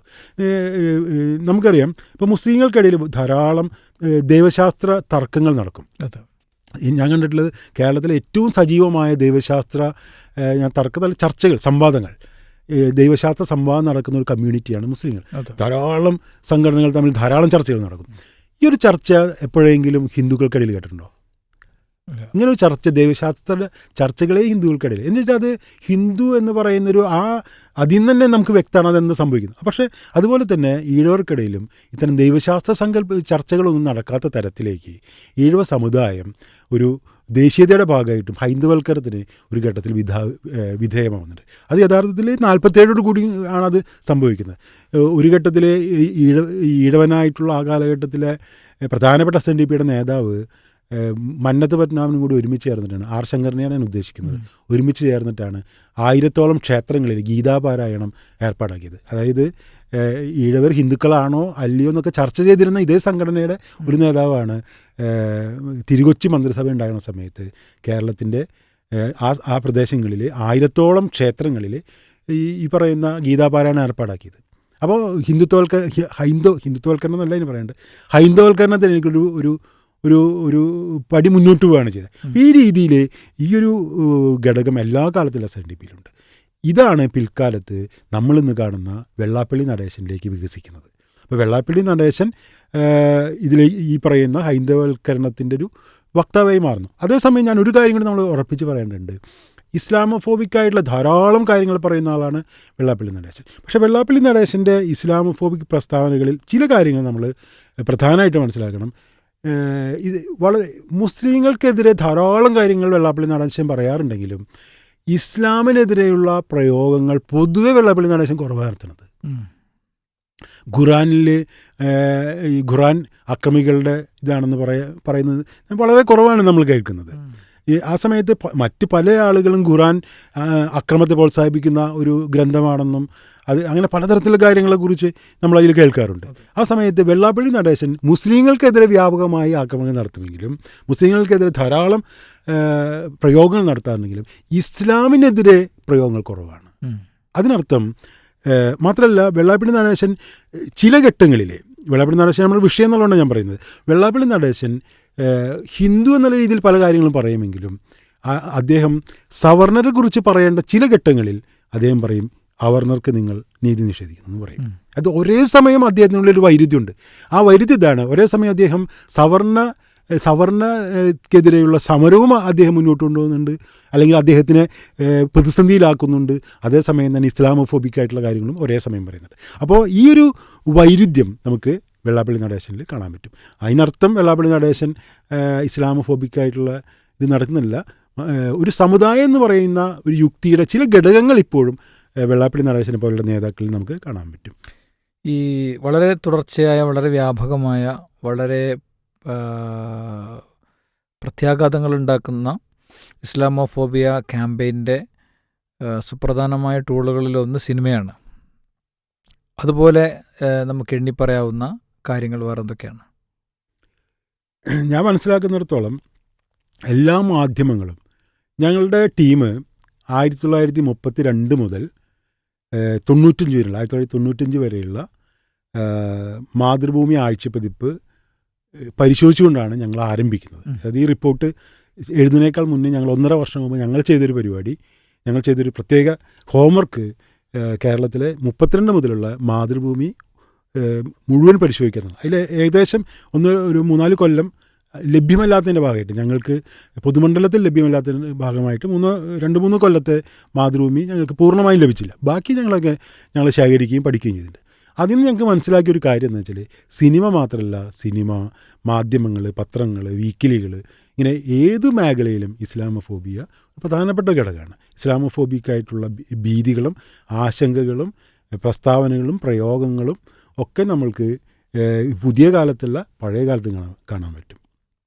സിനിമയിൽ മാത്രം ഒതുങ്ങി നിൽക്കുന്നൊരു കാര്യമില്ല. അത് മാധ്യമം വളരെ ശക്തമായ ഇസ്ലാമോഫോബിക് മീഡിയയാണ്. ഇതിലിപ്പോൾ ഈ എഡ്യൂക്കേറ്റഡ് കമ്മ്യൂണിറ്റി, ഒരു മധ്യവർഗ സമൂഹം എന്നൊക്കെ പറയുന്നവർ കുറച്ചും കൂടിയും ഇസ്ലാമോഫോബിക് ആണോ എന്നൊരു തോന്നൽ. ഇസ്ലാമോഫോബിയയ്ക്ക് എഡ്യൂക്കേറ്റഡ് കമ്മ്യൂണിറ്റി ആകുമ്പോൾ കുറേയും കൂടിയും സോഫിസ്റ്റിക്കേറ്റഡ് ആയിട്ടുള്ള ഇസ്ലാമോഫോബിയ പറയും എന്നാണ് എനിക്ക് തോന്നുന്നത്. അതിന് പക്ഷേ ഒരു കാര്യം നമ്മൾ പ്രത്യേകം പറയേണ്ടതെന്ന് വെച്ചാൽ എല്ലാ മധ്യവർഗ വിഭാഗങ്ങളും പൊതുവെ മധ്യവർഗ വിഭാഗങ്ങൾക്കിടയിൽ ഇസ്ലാമോഫോബിയയുടെ ഒരു ഘടകങ്ങൾ വളരെയേറെ വർദ്ധിച്ചു വരുന്നുണ്ട്. എല്ലാ വിഭാഗങ്ങൾക്കും വരുന്നുണ്ട്, ആ സമയം എല്ലാ കമ്മ്യൂണിറ്റികൾക്കും വരുന്നുണ്ട്. ഇതൊക്കെ സത്യമാണ്. അതേസമയം അതിനർത്ഥം എല്ലാ കമ്മ്യൂണിറ്റികളും ഒരുപോലെ ഇസ്ലാമോഫോബിക് ആണെന്നതിനർത്ഥമില്ല. ഞങ്ങളുടെ പഠനത്തിൽ നിന്ന് ഞങ്ങൾക്ക് മനസ്സിലായുള്ള കാര്യം, ഒരു മധ്യവർഗ എന്ന അർത്ഥത്തിൽ മാത്രമല്ല ഞാൻ പറയുന്നത്, കമ്മ്യൂണിറ്റി വൈസ് നോക്കുകയാണെങ്കിൽ ഈ കേരളത്തിൽ ഇസ്ലാമോഫോബിയ ഏറ്റവും കുറവുള്ള വിഭാഗം ദളിതരാണ്. ദളിത് കമ്മ്യൂണിറ്റിയിൽ ഇസ്ലാമോഫോബിയ താരതമ്യേന കുറവാണ്. കുറച്ചും കൂടി ഇസ്ലാമോഫോബിയ പ്രതിരോധിക്കുന്ന, അതിനെതിരെയുള്ള ആഖ്യാനങ്ങൾ ഇപ്പോൾ അവരുടെ ദളിത് സംഘടനകൾ പരിശോധിച്ച് നോക്കിയാൽ കാണാം. പുന്നല ശ്രീകുമാറിനെ പോലെയുള്ള ആളുകളൊക്കെ എത്ര ഭംഗിയായിട്ടാണ് ഇതിനെ പ്രതിരോധിക്കുന്നത് നമുക്ക് കാണാൻ പറ്റും. ഇപ്പോൾ വെള്ളാപ്പള്ളി നടേശനെ പോലെയുള്ള ആളുകളുടെ ഒരു ഒരു ഒരു പ്രവണതയല്ല ദളിത് സംഘടനാ നേതാക്കന്മാർ നമുക്ക് കാണാൻ പറ്റും. അപ്പോൾ എല്ലാ വിഭാഗങ്ങൾക്കും, മധ്യവർഗ്ഗങ്ങളിൽ നിന്നല്ല എല്ലാ വിഭാഗങ്ങൾക്കിടയിൽ ഇസ്ലാമോഫോബിയ ശക്തമാണെങ്കിലും സമുദായങ്ങളെ പരിശോധിക്കുമ്പോൾ, കമ്മ്യൂണിറ്റികളെ പരിശോധിച്ചാൽ ദളിത് വിഭാഗങ്ങൾ താരതമ്യേന ഇസ്ലാമോഫോബിയയെ ചെറുക്കുന്നവരാണ്. അപ്പോൾ അതിൽ പിന്നാക്ക വിഭാഗങ്ങൾ കുറേയൊക്കെ ഇസ്ലാമോഫോബിക്കായിട്ട് മാറിക്കഴിഞ്ഞിട്ടുണ്ട്. അതിനർത്ഥം അത് ഇനി ഒരു തരത്തിലും അത് ശരിയാക്കിയെടുക്കാൻ പറ്റില്ല എന്നോ അതിനർത്ഥമില്ല. അതിന് സാമുദായികത യുക്തി ഉപയോഗിച്ചിട്ട് നമുക്കതിനെ ശരിയാക്കിയെടുക്കാം, നമുക്കതിനെ പ്രതിരോധിക്കാൻ കഴിയും. പക്ഷേ ഇപ്പോഴും ഇസ്ലാമോഫോബിയ താരതമ്യേന കുറവുള്ള വിഭാഗമായിട്ട് ദളിത് കമ്മ്യൂണിറ്റി ഉണ്ട് എന്നുള്ളത് ഒരു യാഥാർത്ഥ്യമാണ്. എന്തുകൊണ്ടാണ് അതെന്നുള്ളത് നമ്മൾ പഠിക്കേണ്ട ഒരു കാര്യമാണ്. എന്തുകൊണ്ടാണ് ദളിത് കമ്മ്യൂണിറ്റി ഇപ്പോഴും ഇസ്ലാമോഫോബിയെ പ്രതിരോധിക്കുന്നത് നമ്മൾ പഠിക്കേണ്ട ഒരു കാര്യമാണ്. ഇതിൽ ഈ ശക്തമായ പഠനവും പ്രചാരണവും സാറും സാറിൻ്റെ ടീമും നയിച്ചപ്പോൾ നിങ്ങളെ ഫേസ്ബുക്ക് പൂട്ടിക്കണ ഒരു അനുഭവം അടക്കമുണ്ടായി. അതിനെങ്ങനെ കാണുന്നു? അതുപോലത്തെ എന്തെല്ലാം പ്രതിരോധങ്ങളാണ്, അല്ലെങ്കിൽ അത്തരം പ്രതിരോധങ്ങളെ നേരിടേണ്ട സാഹചര്യങ്ങൾ എത്രത്തോളം ഉണ്ടായിട്ടുണ്ട്? ഫേസ്ബുക്ക് എൻ്റെ പൂട്ടിയെന്നുള്ള അക്കൗണ്ട് പൂട്ടിയെന്നുള്ളത് പൂട്ടല്ല ചെയ്തവർ ഇന്ത്യയിൽ അതിൻ്റെ പ്രവർത്തനം അവസാനിപ്പിക്കുകയാണ് ചെയ്തത്. അത് പക്ഷേ എനിക്ക് കാണാം, അതുപോലെ തന്നെ ഇന്ത്യക്ക് പുറത്തുള്ള ആളുകൾക്കും അത് കാണാം. ചുരുക്കി പറഞ്ഞാൽ അത് ഉപയോഗമില്ലാത്തൊരു കാര്യമായിട്ട് മാറി. പക്ഷെ അത് ഇസ്ലാമോഫോബിയക്കെതിരായിട്ടാണോ അതോ മറ്റെന്തെങ്കിലും കാരണത്താലാണോ അത് പൂട്ടി നമുക്ക് വ്യക്തതയില്ല. പക്ഷേ പൊതുവിൽ മനസ്സിലാക്കുന്നത് അത് ഞാൻ ഏറ്റവും കൂടുതൽ കൈകാര്യം ചെയ്യുന്നൊരു വിഷയം എന്നുള്ള രീതിയിൽ ഇതായതുകൊണ്ട് ഇതായിരിക്കാം അതിന് കാരണം എന്നാണ് നമ്മൾ മനസ്സിലാക്കുന്നത്. പക്ഷെ അതിൽ എന്നെ സങ്കടപ്പെടുത്തിയൊരു കാര്യം, കേരള സർക്കാരിൻ്റെ ആവശ്യപ്രകാരമാണത് പൂട്ടിയത്. അതായത് അതിലവർ കേരളത്തിലെ ലോ എൻഫോഴ്സ്മെൻറ്റാണ് എൻ്റെ ആവശ്യപ്രകാരമാണ് ഇത് പൂട്ടിയെന്നാണ് അവർ പറയുന്നത്. അതിനർത്ഥം കേരള സർക്കാരിൻ്റെയോ അല്ലെങ്കിൽ കേരള പോലീസിൻ്റെയോ താല്പര്യപ്രകാരം ചെയ്തിട്ടുള്ള ഒരു നടപടിയാണത്. മാത്രമല്ല ഫേസ്ബുക്ക് തന്നെ പറയുന്നത്, അപ്പീൽ ചെയ്യാനായിട്ട് അവർ പറയുന്നത് പോലീസിനെ സമീപിക്കാനാണ് അവർ ആവശ്യപ്പെട്ടിട്ടുള്ളത്. അല്ലാതെ അപ്പോൾ ഇന്ന് ഞാൻ എൻ്റെ ഒരു സുഹൃത്തിൻ്റെ മകനുമായിട്ട് സംസാരിച്ചു. ഈ മേഖലയിൽ മറ്റൊരു സംസ്ഥാനത്ത് ഇത്തരം മേഖലയിൽ ജോലി ചെയ്യുന്ന ഒരു സുഹൃത്തായിട്ട് സംസാരിച്ചു. അപ്പോൾ അദ്ദേഹം പറയുന്നത് സർക്കാരുകൾ ഇങ്ങനെ ആവശ്യപ്പെടാറുണ്ട്, പക്ഷേ അങ്ങനെ ആവശ്യപ്പെടുമ്പോൾ സാധാരണ കാരണം അവർ ചൂണ്ടിക്കാണിക്കാറുണ്ട്. നിർഭാഗ്യവശാൽ എന്തുകൊണ്ടാണ് പൂട്ടിയെന്ന് അവർ ഇതുവരെ പറഞ്ഞില്ല. പൊതുവിൽ ഞാനും ഞങ്ങളുടെ സുഹൃത്തുക്കളും കരുതുന്നത് ഒരുപക്ഷെ ഇസ്ലാമോഫോബിക്കെതിരുള്ളൊരു ഈ ഒരു പോരാട്ടത്തിൻ്റെ ഒരു ഭാഗമായിട്ടാവാം, അല്ലെങ്കിൽ അത്തരം ആളുകളുടെ ഒരു കൂട്ടായ്മ രൂപം കൊള്ളുന്നതിൻ്റെ ഭാഗമായിട്ടാവും ഇത് സംഭവിച്ചതെന്നാണ്. അതെനിക്ക് മാത്രമല്ല ഉണ്ടായിട്ടുള്ളത്. ഇർഷാദ് മുറയൂർ എന്ന് പറയുന്ന SDP ബന്ധപ്പെട്ടിട്ടുള്ള എൻ്റെ ഒരു സുഹൃത്തിനും ഇതേ അനുഭവം ഉണ്ടായിട്ടുണ്ട്. അപ്പോൾ അതിനർത്ഥം ഇതിൻ്റെ ഒരു ഇത് കടന്നു പോകുന്നത്, ഈ രേഖ കടന്നു പോകുന്നത് മുസ്ലിം ശബ്ദങ്ങളെയോ അല്ലെങ്കിൽ മുസ്ലിങ്ങളോട് ചേർന്ന് നിൽക്കുന്ന വിഭാഗങ്ങളെയോ ഇസ്ലാമോഫോബിക്കെതിരെ സംസാരിക്കുന്ന നിശബ്ദരാക്കുന്നതിൻ്റെ ഭാഗമാകാമെന്നാണ് ഞാൻ കരുതുന്നത്. അതൊട്ടും ശരിയായിട്ടുള്ളൊരു കാര്യമല്ല. തീർച്ചയായും ഇത് ഇസ്ലാമോഫോബിയ മുസ്ലിങ്ങൾക്കെതിരിലുള്ള ഒരു മൂവ്മെൻറ്റ് മാത്രമാണ്, അതിൻ്റെ പ്രത്യാഘാതങ്ങൾ മറ്റാരിലേക്കും എത്താൻ സാധ്യതയില്ല എന്നൊക്കെ വിചാരിക്കുന്ന ആളുകളും ഉണ്ടാകും. ഞാൻ സേഫ് സോണിൽ നിൽക്കാം, എന്ത് ചെയ്യും, എനിക്കൊന്നും ചെയ്യാൻ കഴിയില്ല എന്ന് വിചാരിക്കുന്നവരുണ്ടാകും. ഇസ്ലാമോഫോബിയയുടെ അപകടങ്ങളും അതിൻ്റെ ആ നിലക്കുള്ള സാധ്യതകളും എത്രത്തോളം വിശാലമാണ്? ആളുകൾ വിശ്വസിക്കുന്നത് ഇസ്ലാമോഫോബിയ മുസ്ലിങ്ങളെ മാത്രം ബാധിക്കുന്നൊരു കാര്യമാണ്. യഥാർത്ഥത്തിൽ ഇസ്ലാമോഫോബിയ മുസ്ലിങ്ങളെ മാത്രമല്ല, അത് കീഴാളരെയും വിവിധ വിഭാഗങ്ങളെയും ബാധിക്കുന്നതാണ്. ഞാൻ നേരത്തെ പറഞ്ഞ പോലെ സവർണ ദേശീയതയുടെ ഭാഗമായിട്ടും കൂടിയിട്ടാണ് ഇസ്ലാമോഫോബിയ, ഇന്ത്യയെ സംബന്ധിച്ചിടത്തോളം ഇസ്ലാമോഫോബിയുടെ ഒരു വിവേചനങ്ങളൊക്കെ നമ്മളിന്ന് കാണുന്നത്. ഇപ്പോൾ ഒരു കീഴാളനെ സംബന്ധിച്ചിടത്തോളം ജാതിയുമായി ബന്ധപ്പെട്ട് ഇപ്പോൾ കീഴാളിനെ സംബന്ധിച്ചിടത്തോളം ജാതിയായി ബന്ധപ്പെട്ടിട്ടുള്ള എല്ലാ വിവേചനങ്ങൾക്കെതിരെ അയാൾ നടത്തേണ്ടുന്ന സമരങ്ങളെ ഇന്ന് തടസ്സം നിൽക്കുന്നത് ഇസ്ലാമോഫോബിയയുടെ യുക്തി ഉപയോഗപ്പെടുത്തിയിട്ടാണ്. ഇപ്പോൾ സംവരണം എന്ന് പറയുന്നു, സംവരണത്തിനുള്ള പോരാട്ടം കീഴാളരായിട്ടുള്ള വിഭാഗങ്ങൾ ധാരാളം നടത്തുന്നുണ്ട്. പക്ഷേ ഈ സംവരണത്തിനെതിരെയുള്ള പോരാട്ടത്തിന് അവന് മുന്നിലുള്ള ഏറ്റവും പ്രധാനപ്പെട്ട തടസ്സം സംവരണത്തെ കുറിച്ച് ഇതിനൊരു മതപരമായ ഒരു ആഖ്യാനം കൊണ്ടുവന്നിട്ട് മുസ്ലിങ്ങൾ സംവരണം കൊടുക്കുന്നു, എല്ലാ കാര്യങ്ങളും മുസ്ലിങ്ങൾ എടുത്തുകൊണ്ട് പോകുന്നു, എല്ലാ സൗജന്യങ്ങളും മുസ്ലിങ്ങൾ പറ്റുന്നു, സംവരണം അവർ മുഴുവൻ എടുക്കുക എന്നൊക്കെ പറഞ്ഞുകൊണ്ടുള്ള ആഖ്യാനം സൃഷ്ടിച്ചുകൊണ്ട് അത് കീഴാളൻ്റെ സാധ്യതകളെയാണ് ഇല്ലാതാക്കുന്നത്. അപ്പോൾ യഥാർത്ഥത്തിൽ ഇവർ ചെയ്യുന്നത് ജാതി പ്രശ്നത്തെ, ഇന്ത്യയിൽ നിലനിൽക്കുന്ന ജാതി വിവേചനത്തെ, ജാതി അടിച്ചമർത്തലിനെ മറികടക്കാനുള്ള ഒരു രീതിശാസ്ത്രം കൂടിയാണ് ഇസ്ലാമോഫോബിയ. അപ്പോൾ യഥാർത്ഥത്തിൽ ഇസ്ലാമോഫോബിയ മുസ്ലിങ്ങൾക്ക് പ്രശ്നം ഉണ്ടാകുന്നത് പോലെ തന്നെ, മുസ്ലിങ്ങൾക്ക് ഉപദ്രവത്തിലുണ്ടാകുന്നത് പോലെ തന്നെ അത് കീഴാളർക്കും പ്രശ്നമാണ്. അപ്പോൾ ഞാൻ ഇസ്ലാമോഫോബിയക്കെതിരെയുള്ള എൻ്റെ പോരാട്ടം യഥാർത്ഥത്തിൽ അല്ലെങ്കിൽ അതുപോലെയുള്ള മുസ്ലിങ്ങളല്ലാത്ത ആളുകളുടെ പോരാട്ടം അത് മുസ്ലിങ്ങൾക്ക് വേണ്ടിയുള്ള പോരാട്ടം മാത്രമല്ല, അത് ഒരു ഈഴവനായിട്ടുള്ള എനിക്ക് വേണ്ടിയുള്ള പോരാട്ടം കൂടിയാണ്, എൻ്റെ സമുദായത്തിന് വേണ്ടിയുള്ള പോരാട്ടമാണ്. അതുപോലെ തന്നെ മൊത്തത്തിലുള്ള കീഴാള സമുദായങ്ങൾക്ക് വേണ്ടിയുള്ള പോരാട്ടമാണ്. അത് മുസ്ലിങ്ങളെ മാത്രമേ ബാധിക്കൂ എന്ന് പറയുന്നത് തെറ്റായിട്ടുള്ള കാര്യം. മാത്രമല്ല ഇന്നും ഇന്ത്യ ധാരാളം പ്രശ്നങ്ങൾ അഭിമുഖീകരിക്കുന്നുണ്ട്. സാമ്പത്തികമായ പ്രശ്നങ്ങൾ അഭിമുഖീകരിക്കുന്നുണ്ട്, ഭക്ഷ്യപ്രശ്നം അനുഭവിക്കുന്നുണ്ട്, സ്വാതന്ത്ര്യത്തിൻ്റെ പ്രശ്നം അനുഭവിക്കുന്നുണ്ട്. നമ്മളുടെ വോട്ട് പോലും ജനാധിപത്യത്തിനെ ഒരു ഓട്ടോക്രാറ്റിക് ആയിട്ടുള്ള സംവിധാനത്തിലേക്ക് നാം നീങ്ങിക്കൊണ്ടിരിക്കുകയാണ്. ഇതിനെ മുഴുവൻ പ്രതിരോധിക്കുന്നത് മുസ്ലിങ്ങളുടെ പേരിലാണ്. മുസ്ലിം ഇസ്ലാമോഫോബിയെ മുന്നിൽ വെച്ചിട്ടാണ് ഇതിനായിട്ടുള്ള പോരാട്ടങ്ങളെ പ്രതിരോധിക്കുന്നത്. അതായത് ഇന്ത്യ ഒരു ജനാധിപത്യ രാജ്യമായി എന്ന് സോക്കോൾ നമ്മൾ പറയുന്നു, ഇന്ത്യ ഒരു ജനാധിപത്യ രാജ്യമാണ്. അതിൻ്റെ നിലനിൽക്കുന്നത് പോലും ഇല്ലാതാവുന്നതിന് നമ്മൾ കാഴ്ചക്കാരായി നോക്കി നിൽക്കേണ്ടി വരുന്നത് ഇസ്ലാമോഫോബിയ മുന്നിൽ നിർത്തിക്കൊണ്ടുള്ളൊരു പോരാട്ടം ആണ്, അല്ലെങ്കിൽ ഇസ്ലാമോഫോബിയ മുന്നിൽ നിർത്തിക്കൊണ്ടാണ് അവർ ചെയ്തുകൊണ്ടിരിക്കുന്നത്. അപ്പോൾ ഇസ്ലാമോഫോബിയ യഥാർത്ഥത്തിൽ മുസ്ലിങ്ങളെ മാത്രമല്ല, ഇന്ത്യയെ തന്നെ യഥാർത്ഥത്തിൽ ഇന്ത്യയുടെ എല്ലാ ഭാവിയെ തകരാറിലാക്കുന്ന, എല്ലാ കീഴാളരെയും തകരാറിലാക്കുന്ന, മതന്യൂനപക്ഷങ്ങളെയും ഭാഷാന്യൂനപക്ഷങ്ങളെയൊക്കെ തകരാറിലാക്കുന്ന ഒരു മുഖ്യ പ്രശ്നമാണെങ്കിൽ ഇവിടുത്തെ പൊളിറ്റിക്കൽ പാർട്ടികൾക്ക്, സാംസ്കാരിക സംഘടനകൾക്ക് ഒക്കെ ഇതിലെന്താണ് ചെയ്യാനുള്ളത് പ്രതിരോധിക്കുന്നിടത്ത്? ഇസ്ലാമോഫോബിക്കുള്ള പോരാട്ടം പല തരത്തിലാണ് നടത്തേണ്ടത്. ഒന്ന് അത് നീതിയുടെ പക്ഷത്തു നിന്നുണ്ടാവാം, വംശീയതയ്ക്കുള്ള പോരാട്ടത്തിൻ്റെ ഭാഗമായിട്ട് പ്രചരണപരമാവാം, അതേപോലെ തന്നെ യുക്തി ഉൽപ്പാദിപ്പിച്ചുകൊണ്ടാവാം. ഇപ്പോൾ ഒരു സമൂഹത്തിൽ ഓരോ ഈ യുക്തിക്ക് വലിയ പ്രാധാന്യമുണ്ട്. ചില കാര്യങ്ങളെ അട്ടിമറിക്കാൻ ചില നരേഷന് സാധിക്കും. ചില വസ്തുതകൾ മുന്നിൽ വെച്ചുകൊണ്ട് ഇതിനെ നമുക്ക് പ്രതിരോധിക്കാൻ കഴിയും. അപ്പോൾ പ്രചരണപരമായും പ്രതിരോധിക്കണം, അതിൽ പോരാട്ടത്തിൻ്റെ ഭാഗത്തുനിന്ന് പ്രതിരോധിക്കണം. യഥാർത്ഥത്തിൽ നമുക്ക് ചെയ്യാവുന്നത് സമുദായങ്ങൾ തമ്മിലുള്ള ഞങ്ങളുടെ ഒരു ധാരണ, ഇസ്ലാമോഫോബിക്കെതിരെയുള്ള പോരാട്ടം സമുദായങ്ങൾ തമ്മിലുള്ള ഐക്യത്തിനും സമുദായങ്ങൾ തമ്മിലുള്ള ഒരു കൂട്ടായ്മ ഉണ്ടാക്കിയെടുത്തുകൊണ്ടാണ് ഇസ്ലാമോഫോബിക്കുള്ള പോരാട്ടം നടത്തേണ്ടത്. അതായത് ഇസ്ലാമോഫോബിയുള്ള പോരാട്ടത്തിൽ ഈഴവൻ പങ്കെടുക്കുന്ന ഈഴവ സമുദായത്തിൻ്റെ താല്പര്യത്തിൻ്റെ വായി നിന്നുകൊണ്ട് മുസ്ലിങ്ങളായിട്ട് യോജിക്കാം, ദളിത് സംഘടനകൾക്ക് ദളിത് സമുദായവൽക്കരണത്തിലൂടെ ഇസ്ലാമോഫോബിയെ പ്രതിരോധിക്കാം. അപ്പോൾ യഥാർത്ഥത്തിൽ അത് രാഷ്ട്രീയ പാർട്ടികൾ മാത്രം നടത്തേണ്ട ഒരു കാര്യമില്ല, സമുദായവൽക്കരണത്തിൽ കൂടെ നമുക്ക് ഇസ്ലാമോഫോബിയെ പ്രതിരോധിക്കാൻ കഴിയും. നടന്നുകൊണ്ടിരിക്കുന്ന പ്രതിരോധങ്ങൾ എത്രത്തോളം ഫലപ്രദമാണ്, നമുക്ക് പ്രതീക്ഷ നൽകുന്നതാണോ? അതല്ല, ഇപ്പോൾ നിങ്ങളൊരുപാട് എഫേർട്ടുകൾ എടുക്കുന്നു, ഈ എഫേർട്ടുകൾക്ക് അനുസൃതമായ ചില ചേഞ്ചസ് അങ്ങയുടെ സംസാരത്തിൽ വന്നു, അതൊരു ഡിസ്കഷൻ പോയിന്റിലേക്ക് കൊണ്ടുവരാൻ പറ്റി, എന്തുതരം കാര്യങ്ങളാണ് നടക്കുന്നത് എന്നതിലുള്ള തർക്കമാണെന്നുള്ളത് നമ്മൾ ഈ ഡിസ്കഷൻ്റെ ആദ്യ ഭാഗത്ത് പറഞ്ഞു.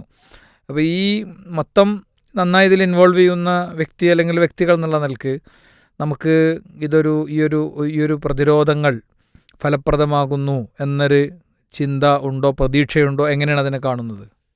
ഇസ്ലാമോഫോബിയക്കെതിരെയുള്ള പോരാട്ടം അത് ഞങ്ങളുടെ ടീം മുന്നോട്ട് കൊണ്ടുപോയെന്ന് ഞങ്ങൾ വിചാരിക്കുന്നില്ല. ഞങ്ങൾ അതിൻ്റെ ഒരു ഭാഗമാണ്, ആ പോരാട്ടത്തിൻ്റെ ഭാഗമാണെന്ന് മാത്രമേ ഞങ്ങൾ കരുതുന്നുള്ളൂ. അതേസമയം തന്നെ ഞാൻ ആ കാര്യത്തിൽ കുറേയും കൂടിയും ശുഭാപ്തി വിശ്വാസിയാണ്. കാരണം ഇസ്ലാമോഫോബിയക്കായിട്ടുള്ള പോരാട്ടം വ്യക്തികളിൽ നിന്ന് പല സമുദായങ്ങൾ ഏറ്റെടുത്തിട്ടുണ്ട്.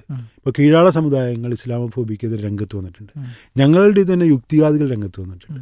അതായത് യുക്തിവാദികളെ താങ്കൾ 2 തവണ പരാമർശിച്ചു. യുക്തിവാദികളിൽ വളരെ എന്താ പറയുക, ഇസ്ലാമോഫോബിയ വിസർജിക്കാൻ മാത്രം ഈ രാത്രി ഇരുണ്ടാൽ മൈക്കെടുക്കണ യൂട്യൂബിൽ പണിയെടുക്കുന്ന ആളുകളുണ്ട്.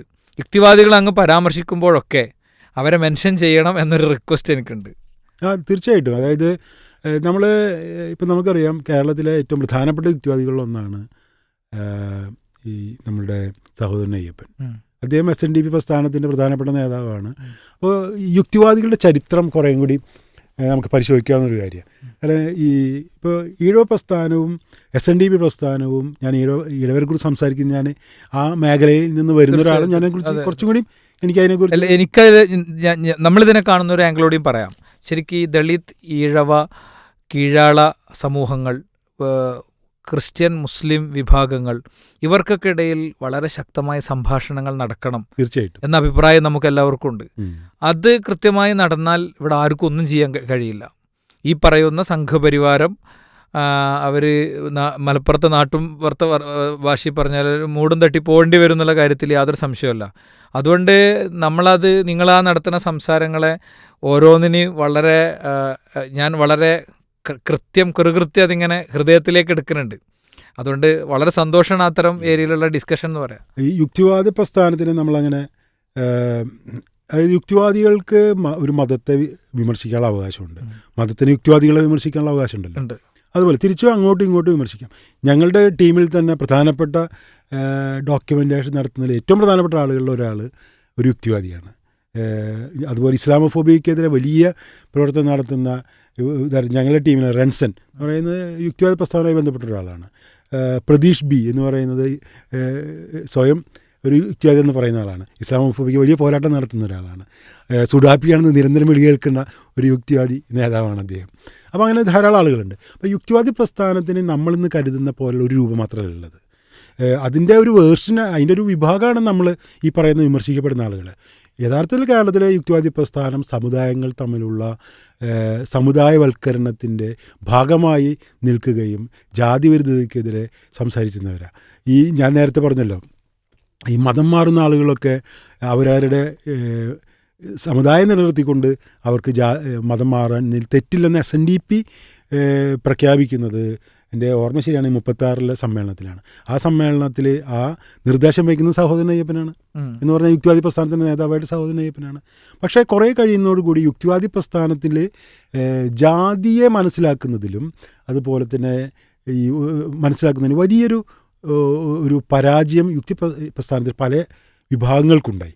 അപ്പോൾ 70കളിലൊക്കെ നമ്മൾ നോക്കിക്കഴിഞ്ഞാൽ ഞാൻ കുറേ യുക്തിവാദികളുടെ കുറേ പ്രസിദ്ധീകരണങ്ങളൊക്കെ പരിശോധിക്കുമ്പോൾ ജാതിയൊന്നും കൃത്യമായി മനസ്സിലാക്കുന്നതിൽ പരാജയപ്പെട്ടതായിട്ടാണ് എനിക്ക് കാണാൻ കഴിയുന്നത്. അപ്പോൾ ശരിക്കും പറഞ്ഞു കഴിഞ്ഞാൽ കേരളത്തിലെ യുക്തിവാദി പ്രസ്ഥാനത്തിൻ്റെ ഏറ്റവും വലിയ പ്രശ്നം, യുക്തിവാദി പ്രസ്ഥാനം ജാതിയെ അഭിസംബോധന ചെയ്തിരുന്ന യുക്തിവാദികളാണ്.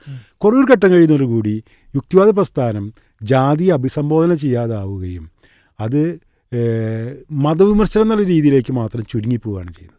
മതവിമർശനം യഥാർത്ഥത്തിൽ ജാതി വിമർശനത്തെ ഇല്ലാതാക്കുന്നതിനുള്ളൊരു കാര്യം കൂടിയായിട്ട് മാറിക്കഴിഞ്ഞു എന്ന് പറഞ്ഞാൽ ഇന്ന് നമ്മൾ കാണുന്ന പല ഇപ്പോൾ നേരത്തെ താങ്കൾ സംസാരിച്ച ഈ താങ്കൾക്ക് എതിർപ്പുള്ള യുക്തിവാദികൾ യഥാർത്ഥത്തിൽ ഒരു ജാതി വിമർശനത്തെ ഒഴിവാക്കാൻ വേണ്ടിയിട്ടാണ് മതവിമർശനം നടത്തുന്നത്.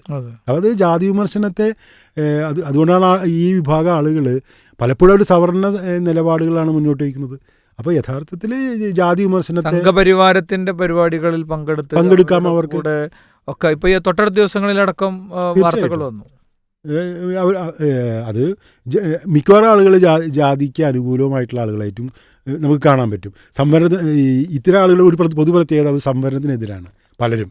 കാരണം എന്ന് വെച്ചാൽ അവർ അപ്പോൾ യുക്തിവാദി പ്രസ്ഥാനം ജാതി വിരുദ്ധ പ്രസ്ഥാനം കൂടിയായിട്ടാണ് തുടങ്ങുന്നത്, വളരെ പോസിറ്റീവായിട്ട് പ്രസ്ഥാനം തുടങ്ങുന്നത്. പക്ഷെ ഒരു ഘട്ടം കഴിയുന്നതോടുകൂടി അത് ജാതി വിമർശനം അതിൽ നിന്ന് കൊഴിഞ്ഞു പോവുകയും അത് വെറും മതവിമർശനം മാത്രമായിട്ട് മാറുകയും അതിൻ്റെ ഒരു വിഭാഗമാണ് നമ്മളിന്ന് കാണുന്നത്. ഒരു കാര്യം ഞാൻ ക്ലിയർ ചെയ്ത് പറയട്ടെ, അതേസമയം യുക്തിവാദി പ്രസ്ഥാനത്തിൽ ജാതി വിമർശനം നടത്തുന്ന ആളുകൾ ഇപ്പോഴും നിലവിലുണ്ട്. അത് അവരെ നമ്മൾ ഉയർത്തിപ്പിടിച്ചുകൊണ്ട് മാത്രമേ യുക്തിവാദികളെ കുറിച്ച് സംസാരിക്കുന്നത് ശരിയുള്ളൂ എന്നാണ് എൻ്റെ അഭിപ്രായം. ഇപ്പം അത് ആ ഒരു ഭാഗം ഞാനും അങ്ങനെ തന്നെ ഉൾക്കൊണ്ട് പറയാണ്. മതവിമർശനം അവർ നടത്തിക്കോട്ടെ, മതത്തിലെ പ്രമാണങ്ങളെ അവർ വിമർശിച്ചോട്ടെ, മതത്തിൻ്റെ ആശയങ്ങളെ അവർ വിമർശിച്ചോട്ടെ. ആ വിമർശനങ്ങൾക്ക് നല്ല നല്ല അടിപൊളി എന്താ പറയുക മോഡലുകൾ കേരളത്തിലുണ്ട്. ഉറപ്പായിട്ടും എടമറക് മുതൽക്ക് ഒരുപാട് ആളുകൾ ഞാൻ പറഞ്ഞ ഏറ്റവും സമീപകാലത്ത് ഞങ്ങളൊക്കൊരു ബോധമണ്ഡലത്തിൽ ഞാൻ ആദ്യം കേൾക്കുന്ന യുക്തിവാദികളിൽപ്പെട്ട വ്യക്തികളാണ് ഇവരൊക്കെ. അവരൊക്കെ അവരുടേതായ വിമർശനം ശക്തമായിട്ട് ഉന്നയിച്ചിട്ടുണ്ട്. അതിന് എതിർചേരികൾക്ക് മറുപടികൾ പറയാനുണ്ട്. അവർ തമ്മിലുള്ള സംഭാഷണങ്ങൾ പുസ്തകങ്ങളായി വന്നിട്ടുണ്ട്. അവരുടെ എഴുത്തുകുത്തുകൾ പുസ്തകങ്ങളായി വന്നിട്ടുണ്ട്. ഇപ്പോൾ കെ ഉമർ മൗലവി സാഹിബ്, അദ്ദേഹം സ്കൂളിൽ പോലും പോകാത്ത ഒരാളാണ്. പക്ഷേ അദ്ദേഹം വളരെ ശക്തനായ യുക്തിവാദി വിമർശകനായിരുന്നു. അവർ തമ്മിലുള്ള എഴുത്തുകുത്തുകൾ, യുക്തിവാദികളായിട്ടുള്ള എഴുത്തുകുത്തുകളൊക്കെ പുസ്തകങ്ങളായി വന്നിട്ടുണ്ട്. ഡോക്ടർ ഉസ്മാൻ സാഹിബ്, അദ്ദേഹം യുക്തിവാദിയായിരുന്നു. ഉമർ മൗലവി ആയിട്ടുള്ള വൈജ്ഞാനിക ഡിസ്കഷനിലൂടെയാണ് അദ്ദേഹം ഇസ്ലാമിലേക്ക് വരുന്നത്. പിന്നീട് ഇസ്ലാഹി ആശയധാരയുടെ മുന്നിൽ നിൽക്കുന്നൊരു വ്യക്തിയൊക്കെ ആകുന്നത്. ഈ ഉമർ മൗലവിയുടെ ഓർമ്മകളുടെ തീരത്ത് എന്ന പുസ്തകം യുക്തിവാദികൾക്ക് അദ്ദേഹം എഴുതിയ കത്തുകൾ കൊണ്ട് സമ്പന്നാണ്. ഡോക്ടർ ഉസ്മാൻ സാഹിബ്, എടാ ഉമറെ നീ പുല്ലാണ് എന്ന് അദ്ദേഹത്തിന് കത്തെഴുതുകയാണ്. അപ്പോൾ സാറിന് അറിയുണ്ടാവും. അപ്പോൾ ഉമർ മൗലവിന് കൊടുക്കുന്ന ഉത്തരം, ഡോക്ടർ സാഹിബ് എന്നെ പുല്ലിനോളം ഉയർത്തിയതിൽ എനിക്ക് വലിയ സന്തോഷമുണ്ട്. കാരണം പുല്ലും മരവുമൊക്കെയാണല്ലോ ഈ പ്രപഞ്ചത്തിൻ്റെ ആവാസ വ്യവസ്ഥയുടെയൊക്കെ അടിസ്ഥാനം എന്നാണ്. ഇങ്ങനെയുള്ള സൗന്ദര്യമുള്ള വിമർശനങ്ങളുണ്ട്. ഇതൊന്നും അതൊന്നുമല്ല. ഇത് വളരെ വൃത്തികെട്ട സാധനങ്ങളാണ് ഈ യുക്തിവാദി സമൂഹം എന്ന് പലപ്പോഴും ഉയർത്തിവിടുന്നത്. ഞാൻ ഇപ്പോൾ ബാബുരാജ് സാറിനെ പോലത്തെ ഒരാൾ യുക്തിവാദികൾ എന്ന് പറയുമ്പോൾ മെൻഷൻ ചെയ്തു പോകണമെന്നാണ് എൻ്റെ റിക്വസ്റ്റ്. തീർച്ചയായും അതൊരു വളരെ പ്രധാനപ്പെട്ട കാര്യം. ഞാൻ നേരത്തെ പറഞ്ഞല്ലോ, ജാതി വിമർശനം ഒഴിവാക്കിയിട്ടുള്ളൊരു യുക്തിവാദം വംശീയതയിലേക്കാണ് കടന്നു പോവുക. കാരണം ജാതി ഇന്ത്യൻ സമൂഹത്തിന് വളരെ പ്രധാനപ്പെട്ടൊരു ഘടക. യുക്തിവാദികൾ വിഭാഗത്തിൽ നിന്നുള്ള ആളുകൾ എന്ന് ജാതി വിമർശനത്തെ അവരുടെ അജണ്ടയിൽ നിന്ന് മാറ്റുന്നു, അത് വംശീയതയിലേക്കാണ് പതുക്കെ കടന്നു പോവുക. ഇപ്പോൾ ഈ ഓർമ്മകളുടെ തീരങ്ങളിലെ ആ പുസ്തകത്തിൽ തന്നെ അദ്ദേഹം വേറൊരു കാര്യം പറയുന്നുണ്ട്. നമ്മൾ കരുതുന്ന പോലെ യുക്തിവാദം എന്ന് പറയുന്നത് ഈ അങ്ങോട്ടും ഇങ്ങോട്ടും കൊടുത്തുകൊണ്ടും അങ്ങോട്ടും ഇങ്ങോട്ടും സ്വീകരിച്ചുകൊണ്ടാണ്. അദ്ദേഹം തന്നെ, എൻ്റെ ഓർമ്മ ശരിയാണെങ്കിൽ അദ്ദേഹം അതിലൊരു കാര്യം പറയുന്നുണ്ട്, അടുത്ത പ്രസംഗം എന്താണെന്ന് തീരുമാനിക്കുന്നത് യുക്തിവാദികൾ എന്ത് പ്രസംഗിച്ചു നോക്കിയിട്ടാണ്. എന്ന് പറഞ്ഞു കഴിഞ്ഞാൽ ഒരു യുക്തിവാദിയുടെ അജണ്ട തീരുമാനിക്കുന്നതിൽ ഒരു വിശ്വാസിയുടെ പ്രസംഗമാണ് ചെയ്തത്.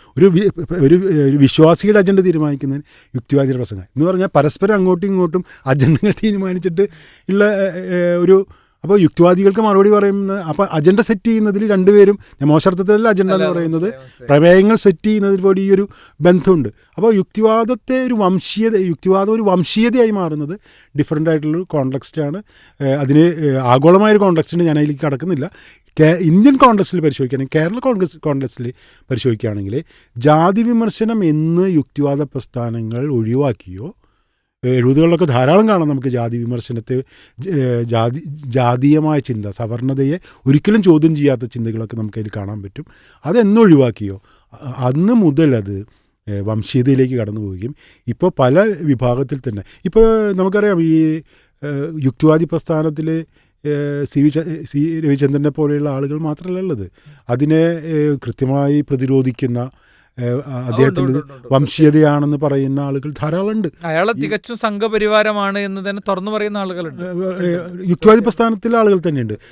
അപ്പോൾ അവരിൽ പല ആളുകളും സാമുദായികതയുടെ യുക്തിയെ, ഞാൻ പറയാം സാമുദായികതയുടെ യുക്തിയെ അംഗീകരിക്കുന്ന ആൾക്കാരുണ്ട്, ഇവരെ ചോദ്യം ചെയ്യുന്നവരുണ്ട്. അപ്പം ഞാൻ എൻ്റെ ഒരു ഉപദേശം അല്ലെങ്കിൽ എൻ്റെ ഒരു സജഷൻ എന്താണെന്ന് വെച്ചാൽ, അതോടൊപ്പം തന്നെ യുക്തിവാദത്തെക്കുറിച്ച് നമ്മൾ സംസാരിക്കുമ്പോൾ ജാതിയെ ചോദ്യം ചെയ്യുന്ന, ഇസ്ലാമോഫോബിയെ ചോദ്യം ചെയ്യുന്ന യുക്തിവാദികൾ കൂടി ഉണ്ട് എന്നും കൂടി നമ്മൾ പറയാം. അല്ലെങ്കിൽ എന്താ പ്രശ്നം വെച്ചാൽ നമുക്ക് വലിയൊരു ഐക്യമുന്നണിയാണ് ഇല്ലാണ്ടാവുന്നത്. യുക്തിവാദികൾ ഇസ്ലാമോഫോബിക്ക് പൊതുവേ ഇതിലെടുക്കുന്ന സ്റ്റാൻഡ്, ഇപ്പോൾ ഈ രവിചന്ദ്രൻ, അദ്ദേഹത്തിൻ്റെ പേര് നമ്മൾ വളരെ ഓപ്പണായി പരാമർശിച്ച് തന്നെ പോകാം. അദ്ദേഹത്തെ പ്രതിരോധിക്കാൻ പൊതുവെ ഞങ്ങൾ ഉപയോഗിക്കുക യുക്തിചിന്തയുടെ ആളുകളായി വന്ന ആളുകളെ തന്നെയാണ് നമ്മൾ ഉപയോഗിക്കുക. ആ ടൂളാണ് നമ്മൾ ഉപയോഗിക്കുക. ഇത് സമാന ബേസ്മെൻറ്റുകളുള്ള ആളുകൾ ഇതിനെ എങ്ങനെ കാണുന്നു എന്നുള്ളത് തന്നെയാണ് ഉപയോഗിക്കുക. അത് പൊതുവെ ഞങ്ങൾ പരാമർശിച്ച് തന്നെയാണ് നമ്മുടെ ഡിസ്കഷനുകളൊക്കെ പോകാറുള്ളത്. ഡയലോഗ് സീരീസ് ഉണ്ട്. ഡയലോഗ് സീരീസിലൊക്കെ ഈ വിഷയങ്ങൾ നമ്മൾ നന്നായി കൊണ്ടുവരാറുണ്ട്. പ്രത്യേകിച്ച് ഇസ്ലാമോഫോബിയ ഒരു മെയിൻ തീമായി തന്നെ കൊണ്ടുവരാറുണ്ട്. നമ്മളിതിൻ്റെ ഒരു അവസാന ഭാഗത്തേക്ക് പോകുമ്പോൾ, ഒരു മുസ്ലിം വ്യക്തി എന്ന നിലക്ക്, മുസ്ലിം സംഘടനകൾ എന്ന നിലക്ക് ഇസ്ലാമോഫോബിയയെ പ്രതിരോധിക്കുന്നിടത്ത് ഉണ്ടാകണം എന്ന് അങ്ങക്ക് തോന്നുന്ന കാര്യങ്ങൾ എന്താണ്? യഥാർത്ഥത്തിൽ ഇസ്ലാമോഫോബിയുള്ള പോരാട്ടത്തിൽ മറ്റ് പലർക്കുള്ളതുപോലെ തന്നെയുള്ളൊരു ഉത്തരവാദിത്വം അല്ലെങ്കിൽ ഒരു ബാധ്യത തന്നെയാണ് മുസ്ലിങ്ങൾക്കുള്ളത്. കാരണം ഇസ്ലാമോഫോബിയ ഒരു വംശീയതയാണ്. വംശീയത മുസ്ലിങ്ങളെ മാത്രം ബാധിക്കുന്ന ഒരു കാര്യമില്ല. മുസ്ലിം സംഘടനകൾക്ക് മാത്രമായിട്ടൊരു ഉത്തരവാദിത്തം ഉണ്ടെന്ന് ഞാൻ സൈദ്ധാന്തികമായി എനിക്ക് പറയാൻ പറ്റില്ല. അതെല്ലാവരുടെയും ഉത്തരവാദിത്തമാണ്. അതോടൊപ്പം തന്നെ മുസ്ലിങ്ങൾക്കിടയിൽ ഒരു പ്രവണതയുണ്ട്, അതൊരു ഇസ്ലാമോഫോബിയുടെ ആന്തരവൽക്കരണമുണ്ട്. മുസ്ലിങ്ങൾ അത് ഇൻറ്റേണലൈസ് ചെയ്യുന്നുണ്ട്. പക്ഷേ നമ്മളൊരു കാര്യം മനസ്സിലാക്കേണ്ടതുണ്ട്, മുസ്ലിം സംഘടനകളും മുസ്ലിങ്ങളും ഇൻറ്റേണലൈസ് ചെയ്താലും അതിൻ്റെ ഒരു ഉൽപ്പാദകരായിട്ട് മുസ്ലിങ്ങൾ വരുന്നില്ല. മുസ്ലിങ്ങളല്ല ഇസ്ലാമോഫോബിയുടെ ഉൽപ്പാദകർ, അവരതിൻ്റെ വാഹകരാണ് എന്ന് പറഞ്ഞാൽ അവരത് ക്യാരി ചെയ്യും, അവരത് പ്രചരിപ്പിക്കാം, അവരത് മറ്റുള്ളവരിലേക്ക് പകർന്നു കൊടുക്കാം, അതൊക്കെ ഉണ്ടാവും. പക്ഷെ അതിനർത്ഥം പൊതുവേ മുസ്ലിങ്ങളത് ഉൽപ്പാദിപ്പിക്കുന്നവരല്ല. അപ്പോൾ മുസ്ലിങ്ങൾ യഥാർത്ഥത്തിൽ, അപ്പോൾ ഞാൻ പറയാൻ ശ്രമിക്കുന്നൊരു പോയിൻ്റ്, ഇസ്ലാമോഫോബിയയ്ക്കുള്ള പോരാട്ടം മുസ്ലിങ്ങൾ നടത്തേണ്ട ഒരു പോരാട്ടമാണെന്നുള്ള കാഴ്ചപ്പാട് എനിക്കില്ല. മറിച്ച് ഇസ്ലാമോഫോബിയുള്ള പോരാട്ടം, കാരണം മുസ്ലിങ്ങൾ മാത്രമല്ല ഇസ്ലാമോഫോബിയുടെ ഇര. പക്ഷേ നമുക്ക് ഏതൊരു കാര്യത്തിലെന്ന പോലെ അതിൻ്റെ ഇരകൾ കൂടുതൽ സംസാരിക്കുമല്ലോ. ഏതൊരു കാര്യത്തിലും അതിൻ്റെ ഇരകൾ, പക്ഷേ യഥാർത്ഥത്തിൽ ഇരകൾ ആരാ? പിന്നാക്കക്കാർ ഇസ്ലാമോഫോബിയുടെ ഇരയാണ്. പിന്നാക്കക്കാരുടെ സംവരണം പോയത് എങ്ങനെയാണ്? സംവരണം ഇല്ലാതായി പോകുന്നത് എങ്ങനെയാണ്? ഈ പറഞ്ഞ യുക്തി ഉപയോഗിച്ചിട്ടാണ്.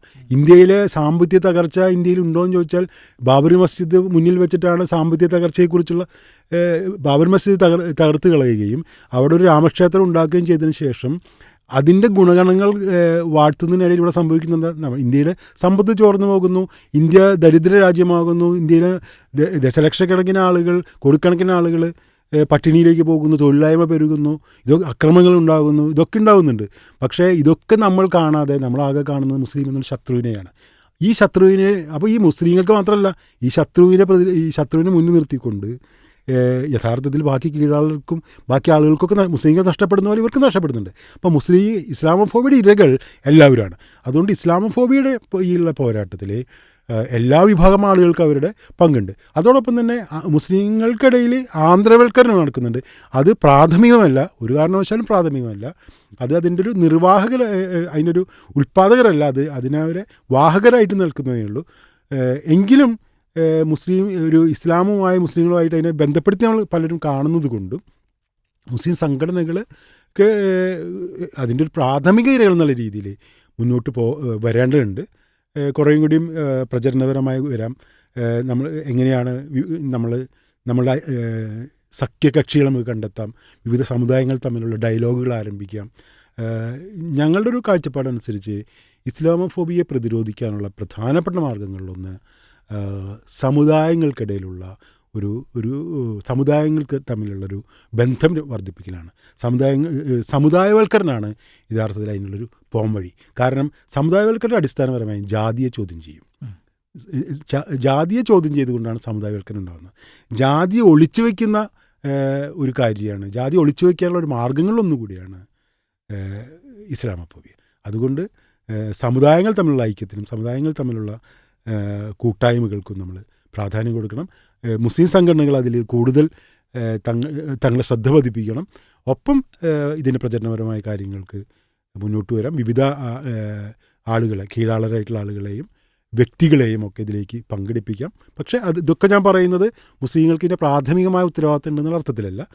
മുസ്ലിങ്ങൾക്ക് ബാക്കിയുള്ളവർക്കെല്ലാം ഉത്തരവാദിത്തമുണ്ട്, എങ്കിലും അതിൻ്റെ ഇരകൾ എന്ന രീതിയിൽ നമ്മൾ കൂടുതൽ ശ്രമിക്കുന്നത് നല്ലതാണ് എന്ന് മാത്രമേ ഉള്ളൂ. അതിനർത്ഥം ഞാൻ വീണ്ടും പറയുകയാണ്, മുസ്ലിങ്ങളെ മാത്രം ഉത്തരവാദിത്തമായിട്ട് ഞാൻ ഒരിക്കലും കാണുന്നില്ല. ഇതിൽ ഈ പലപ്പോഴും മുസ്ലിം പക്ഷത്തുള്ളവർ അവരുടെ കൃത്യമായ നിലപാട് പറയുമ്പോൾ, അവരുടെ ആശയങ്ങൾ ശരിയാം വിധം പറയുമ്പോൾ എന്താ ചെയ്യുന്നതെന്ന് വെച്ച് കഴിഞ്ഞാൽ, ഇവിടെ സംഘപരിവാരം ഉണ്ടായിരിക്കുകയാണ് നിങ്ങളിത് പറയുന്നത് എന്ന ഒരു തരം ക്യാമ്പയിനുണ്ട്. ആ ക്യാമ്പയിന് സാർ എങ്ങനെയാണ് കാണുന്നത്? അത് നമ്മളുടെ ഇസ്ലാമോഫോബിയ മറച്ചു വയ്ക്കുന്നതിനുള്ള ഒരു രൂപം മാത്രമാണ്. കാരണം ഇപ്പോൾ ഇത് ഇസ്ലാമോഫോബിയ ഞാൻ നേരത്തെ പറഞ്ഞ പോലെ അത് ഇവരുടെ കൂടെ ഇസ്ലാമോഫോബിയ ഹിന്ദുത്വരുടെ മാത്രം ബാധകമായിട്ടുള്ള കാര്യമില്ല, മതേതരവാദികൾക്കും ബാധകമാണ്. ഈവൻ മുസ്ലിങ്ങൾക്ക് പോലും ബാധകമായിട്ടുള്ള ഇസ്ലാമോഫോബിയ മുസ്ലിങ്ങൾക്ക് പോലും ഉണ്ട്. അപ്പോൾ അത് നമ്മൾ തുറന്നു പറയുക, ഔചിത്യത്തോട് തുറന്നു പറയുക മാത്രമല്ല, അതിനുള്ള പോരാട്ടങ്ങൾ മുന്നോട്ട് കൊണ്ടുപോകുക. ഇപ്പോൾ ഇസ്ലാമോഫോബിയ റിപ്പോർട്ട് അങ്ങനെയുള്ളൊരു പോരാട്ടത്തിൻ്റെ ഭാഗമാണ്. നമ്മൾ കണക്കെടുക്കുകയാണ് ചെയ്യുന്നത്. അതായത് കഴിഞ്ഞ എത്രയോ വർഷം ഈ ഓരോ ദിവസവും നടക്കുന്ന, ഇപ്പോൾ ഇന്ന് ഉണ്ടാകുന്ന കണക്കുകൾ ഞങ്ങളുടെ ടീം അത് കണക്കെടുത്തിട്ടുണ്ട്, എത്ര ആളുകൾ അത് ചെയ്തിട്ട്. അതിൻ്റെ അവസാനം ഞങ്ങൾ കണക്കെടുക്കുമ്പോൾ നോക്കുമ്പോൾ എല്ലാ വിഭാഗം ആളുകളും ഇസ്ലാമോഫോബിക്കായിട്ടുള്ള കാര്യങ്ങൾ ചെയ്യുന്നുണ്ട്. അപ്പോൾ അവർ സ്വന്തം ഉത്തരവാദിത്തത്തിൽ നിന്ന് ഒഴിഞ്ഞു മാറുന്നതിന് വേണ്ടിയിട്ടാണ് ഈ രീതിയിൽ ഇതുകൊണ്ട് ഇസ്ലാമോഫോബിയ കൂടുമെന്ന് പറയുന്ന അതിൻ്റെ ഭാഗമായിട്ടാണ്. ഇപ്പോൾ മുസ്ലിം നമുക്കിങ്ങനെ കാണാൻ പറ്റും, സ്ത്രീ പ്രശ്നം പറഞ്ഞതുകൊണ്ട് സ്ത്രീകൾക്കെതിരെ ആക്രമണം വർദ്ധിക്കുമോ? ഒരാൾ സ്ത്രീകൾ ആക്രമിക്കപ്പെടുന്നു, സ്ത്രീകൾ വിവേചനം നേരിടുന്നു, അപ്പോൾ അത് പറഞ്ഞാൽ പുരുഷന്മാരൊക്കെ വയലൻ്റ് ആവുമോ? അങ്ങനെ അഭിപ്രായം ഇവർക്കുണ്ടോ? അങ്ങനെ അഭിപ്രായം ഇവർക്ക് ഇല്ലല്ലോ, ഇല്ല. അതുപോലെ ദളിതരായിട്ടുള്ള ആളുകൾ മിണ്ടാതിരുന്നില്ലെങ്കിൽ സവർണർ കൂടുതൽ ആക്രമണം നടത്തുമെന്നൊക്കെ അഭിപ്രായമുണ്ടോ? വിവിധ ജാതി വിഭാഗം കീഴാള ജാതിയുള്ള ആളുകൾ ജാതിക്കെതിരെ പോരാടിയാൽ സവർണ ദേഷ്യം വരുമെന്നും അങ്ങനെ നമ്മൾ പറയാറുണ്ടോ? അതൊന്നും പറയുന്നില്ലെങ്കിൽ മുസ്ലിങ്ങൾ അവർ നേരിടുന്നൊരു പ്രശ്നം പറയുന്നത് കൊണ്ട് എങ്ങനെയാണ് സംഘപരിവാർ വർദ്ധിക്കുന്നത്? അതുകൊണ്ട് മാത്രം സംഘപരിവാർ വർദ്ധിക്കില്ല. സംഘപരിവാർ വർദ്ധിക്കാനുള്ള രാഷ്ട്രീയ സാഹചര്യമാണ് നിലവിലുണ്ട്. ആ സാഹചര്യങ്ങൾ നമ്മൾ ഇല്ലാതാക്കണം. അല്ലാതെ ഇത് പറയുന്നതുകൊണ്ടല്ല വർദ്ധിക്കുന്നത്. ഞാൻ ഒരു കാര്യം അതോടൊപ്പം കൂട്ടിച്ചേർക്കാം. ഇന്ന് ഇന്ത്യയിൽ ഏറ്റവും കുറവ് മുസ്ലിം വിരുദ്ധ ആക്രമണം നടക്കുന്ന ഒരു സ്ഥലങ്ങളിൽ ഒന്ന് കേരളമാണ്. അത് സത്യമാണ്. അതെന്തുകൊണ്ടാണ് കാരണം? ഇടതുപക്ഷ സർക്കാർ ഭരിക്കുന്നത് കൊണ്ടാണോ? അല്ല. ഇന്ത്യയിലെ ഏറ്റവും കൂടുതൽ മുസ്ലിങ്ങളുള്ളത് യു പിയിലാണ് എനിക്ക് തോന്നുന്നത്, അല്ലേ? യു പിയിലാണ്. പക്ഷേ മുസ്ലിങ്ങൾ ഏറ്റവും പ്രശ്നം അനുഭവിക്കുന്ന സ്ഥലം ഏതാ? യു പിയാണ്. അങ്ങനെ അത്രത്തോളം മുസ്ലിങ്ങൾ യു പിയിൽ അത്രയ്ക്കൊന്നും ഇല്ലെങ്കിലും കുറവ് അനുഭവിക്കുന്ന സ്ഥലം കേരളമാണ്. എന്തായിരിക്കും കാരണം? അവിടെ ഇടതുപക്ഷം ഇല്ല, ഇവിടെ ഇടതുപക്ഷം ഉണ്ടെന്നാണ് ആളുകൾ പറയുന്നത്. യഥാർത്ഥത്തിൽ അവിടെ മുസ്ലിങ്ങൾ സംഘടിതരല്ല, ഇവിടെ മുസ്ലിങ്ങൾ സംഘടിതരാണ്. ഇവിടെ മുസ്ലിങ്ങൾ അവരുടെ അവകാശങ്ങളെക്കുറിച്ച് പറയുന്നു, മുസ്ലിങ്ങൾ സംഘടിപ്പിക്കപ്പെട്ടിരിക്കുന്നു, അവർ എത്രയോ കാലങ്ങളായി രാഷ്ട്രീയം അനുഷ്ഠിക്കുന്നു, രാഷ്ട്രീയം ചെയ്യുന്നു. അപ്പോൾ ഇങ്ങനെ രാഷ്ട്രീയം ചെയ്തുകൊണ്ടും അതിനെക്കുറിച്ച് സംസാരിച്ചുകൊണ്ടും ചോദ്യങ്ങൾ ചോദിച്ചുകൊണ്ടും ചെയ്തതുകൊണ്ടാണ് മുസ്ലിങ്ങൾ ഇവിടെ കുറേയും കൂടിയും ഒരു നല്ലൊരു അന്തരീക്ഷത്തിലേക്ക് കാര്യങ്ങൾ വന്നത്. അതിൻ്റെ ഭാഗമായി തീർച്ചയായിട്ടും അതിൽ വിവിധ സംഘടന, ഇടതുപക്ഷത്തിനും കോൺഗ്രസിനും നമ്മളുടെ നവോത്ഥാന പ്രസ്ഥാനങ്ങളെന്ന് കരുതപ്പെടുന്ന പ്രസ്ഥാനങ്ങൾക്കൊക്കെ അതിൽ പങ്കുണ്ട്, തീർച്ചയായിട്ടും ഉണ്ട്. പക്ഷേ അതിൽ ഏറ്റവും പ്രധാനപ്പെട്ടൊരു കാര്യം ഇവിടെ മുസ്ലിങ്ങൾ സംഘടിക്കപ്പെട്ടിരിക്കുന്നു എന്നുള്ളതാണ്. അപ്പോൾ സംഘടിപ്പിക്കപ്പെട്ടിരുന്നു എന്നുള്ളത് കൊണ്ട് ഒരു കാരണമായി മാറില്ല. അതിന് ഏറ്റവും വലിയ ഉദാഹരണം തന്നെ കേരളമാണ്. അവിടെ ഒട്ടും സംഘടിപ്പിക്കപ്പെട്ടിട്ടില്ല യു പിയിൽ, അതുകൊണ്ട് അവിടെ കൂടുതൽ ആക്രമണം നടക്കുന്നു. ഇവിടെ സംഘടിപ്പിക്കപ്പെട്ടു, ആക്രമണം കുറവാണ്. മുസ്ലിങ്ങൾ കൂടുതൽ സംസാരിച്ചാൽ ആക്രമണം കുറയും, കുറച്ച് സംസാരിച്ചാൽ ആക്രമണം കൂടും. അത് തെറ്റായിട്ടുള്ള ലോജിക്കാണ്. അടിപൊളി. ചരിത്രപരം, അതേപോലെ തന്നെ വളരെ സന്ദർഭങ്ങളെ ചൂണ്ടിക്കാണിച്ചുള്ള നല്ലൊരു മറുപടിയാണ്. ഏതായാലും വളരെ നല്ലൊരു സംഭാഷണമായിരുന്നു. ഇനിയും ഒരുപാട് സംസാരിക്കാനുണ്ട് എന്നൊരു ചിന്തയാണിപ്പോൾ എന്നെ തീർച്ചയായും നയിക്കുന്നത്. ഒരു കാര്യം നമുക്ക് ഉറപ്പിച്ച് പറയാൻ കഴിയും, ഇസ്ലാമോഫോബിയ ഒരിക്കലും ഒരു മുസ്ലിം ഇഷ്യൂ അല്ല. ഞാൻ അദ്ദേഹത്തിൻ്റെ സംസാരങ്ങളിലെ ഏറ്റവും പിൻ ചെയ്തെൻ്റെ മനസ്സിൽ സൂക്ഷിക്കുന്നത്, മുസ്ലിം സംഘടനകൾക്ക് ഇതിൽ എന്ത് റോളുണ്ടെന്ന് ചോദിച്ചപ്പം മുസ്ലിം സംഘടനകൾക്ക് മാത്രം പ്രത്യേകിച്ച് എന്തെങ്കിലും റോൾ ആൻഡ് എഫേർട്ട് കൊടുക്കേണ്ട ഒന്നല്ല.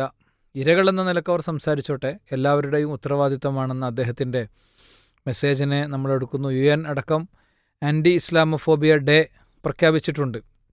ഇതിൻ്റെ ഏറ്റവും വലിയൊരു പ്രത്യാഘാതം എന്ന് പറയുന്നത് അദ്ദേഹം നമ്മെ അനുസ്മരിപ്പിച്ചതുപോലെ ഇവിടുത്തെ കീഴാളന്മാർക്കും ദളിതർക്കും അടക്കം അവരുടെ സംവരണത്തിൻ്റെ ഉൾപ്പെടെയുള്ള അവകാശങ്ങളെ നുള്ളിയെ എടുത്ത് പുറത്തെറിയുന്ന, ഒരു ചോറ് വേവിച്ചെടുക്കുന്നതിനിടക്ക് മുട്ട പുഴുങ്ങിയെടുക്കുന്ന ലാഘവത്തോടെ അവരുടെ കൂടെ അവകാശങ്ങളെ നുള്ളിയെടുത്തെറിയുന്ന കാര്യങ്ങൾ ഇതിൽ നടക്കുന്നു. രാജ്യത്തെ തകരുന്ന സാമ്പത്തിക സാഹചര്യങ്ങളും കുതിച്ചുയരുന്ന വിലയുമൊക്കെ ഇസ്ലാമോഫോബിയ ടൂളുകൾ കാണിച്ച് ജനങ്ങളെ ഭയപ്പെടുത്തി കൂടെ നിർത്തുന്നൊരു രീതി ഇതിൽ നടക്കുന്നു. അതോടൊപ്പം ഇത് കലാപത്തിൻ്റെ, വംശഹത്യകളുടെ വലിയ ഒരു ഇരുണ്ട വഴിയാണ് യഥാർത്ഥത്തിൽ ഇസ്ലാമോഫോബിയ. വംശഹത്യ നടക്കുമ്പോൾ അതേതെങ്കിലും ഒരു ജനവിഭാഗത്തെ മാത്രം ബാധിക്കുന്ന ഒന്നാവുകയില്ല.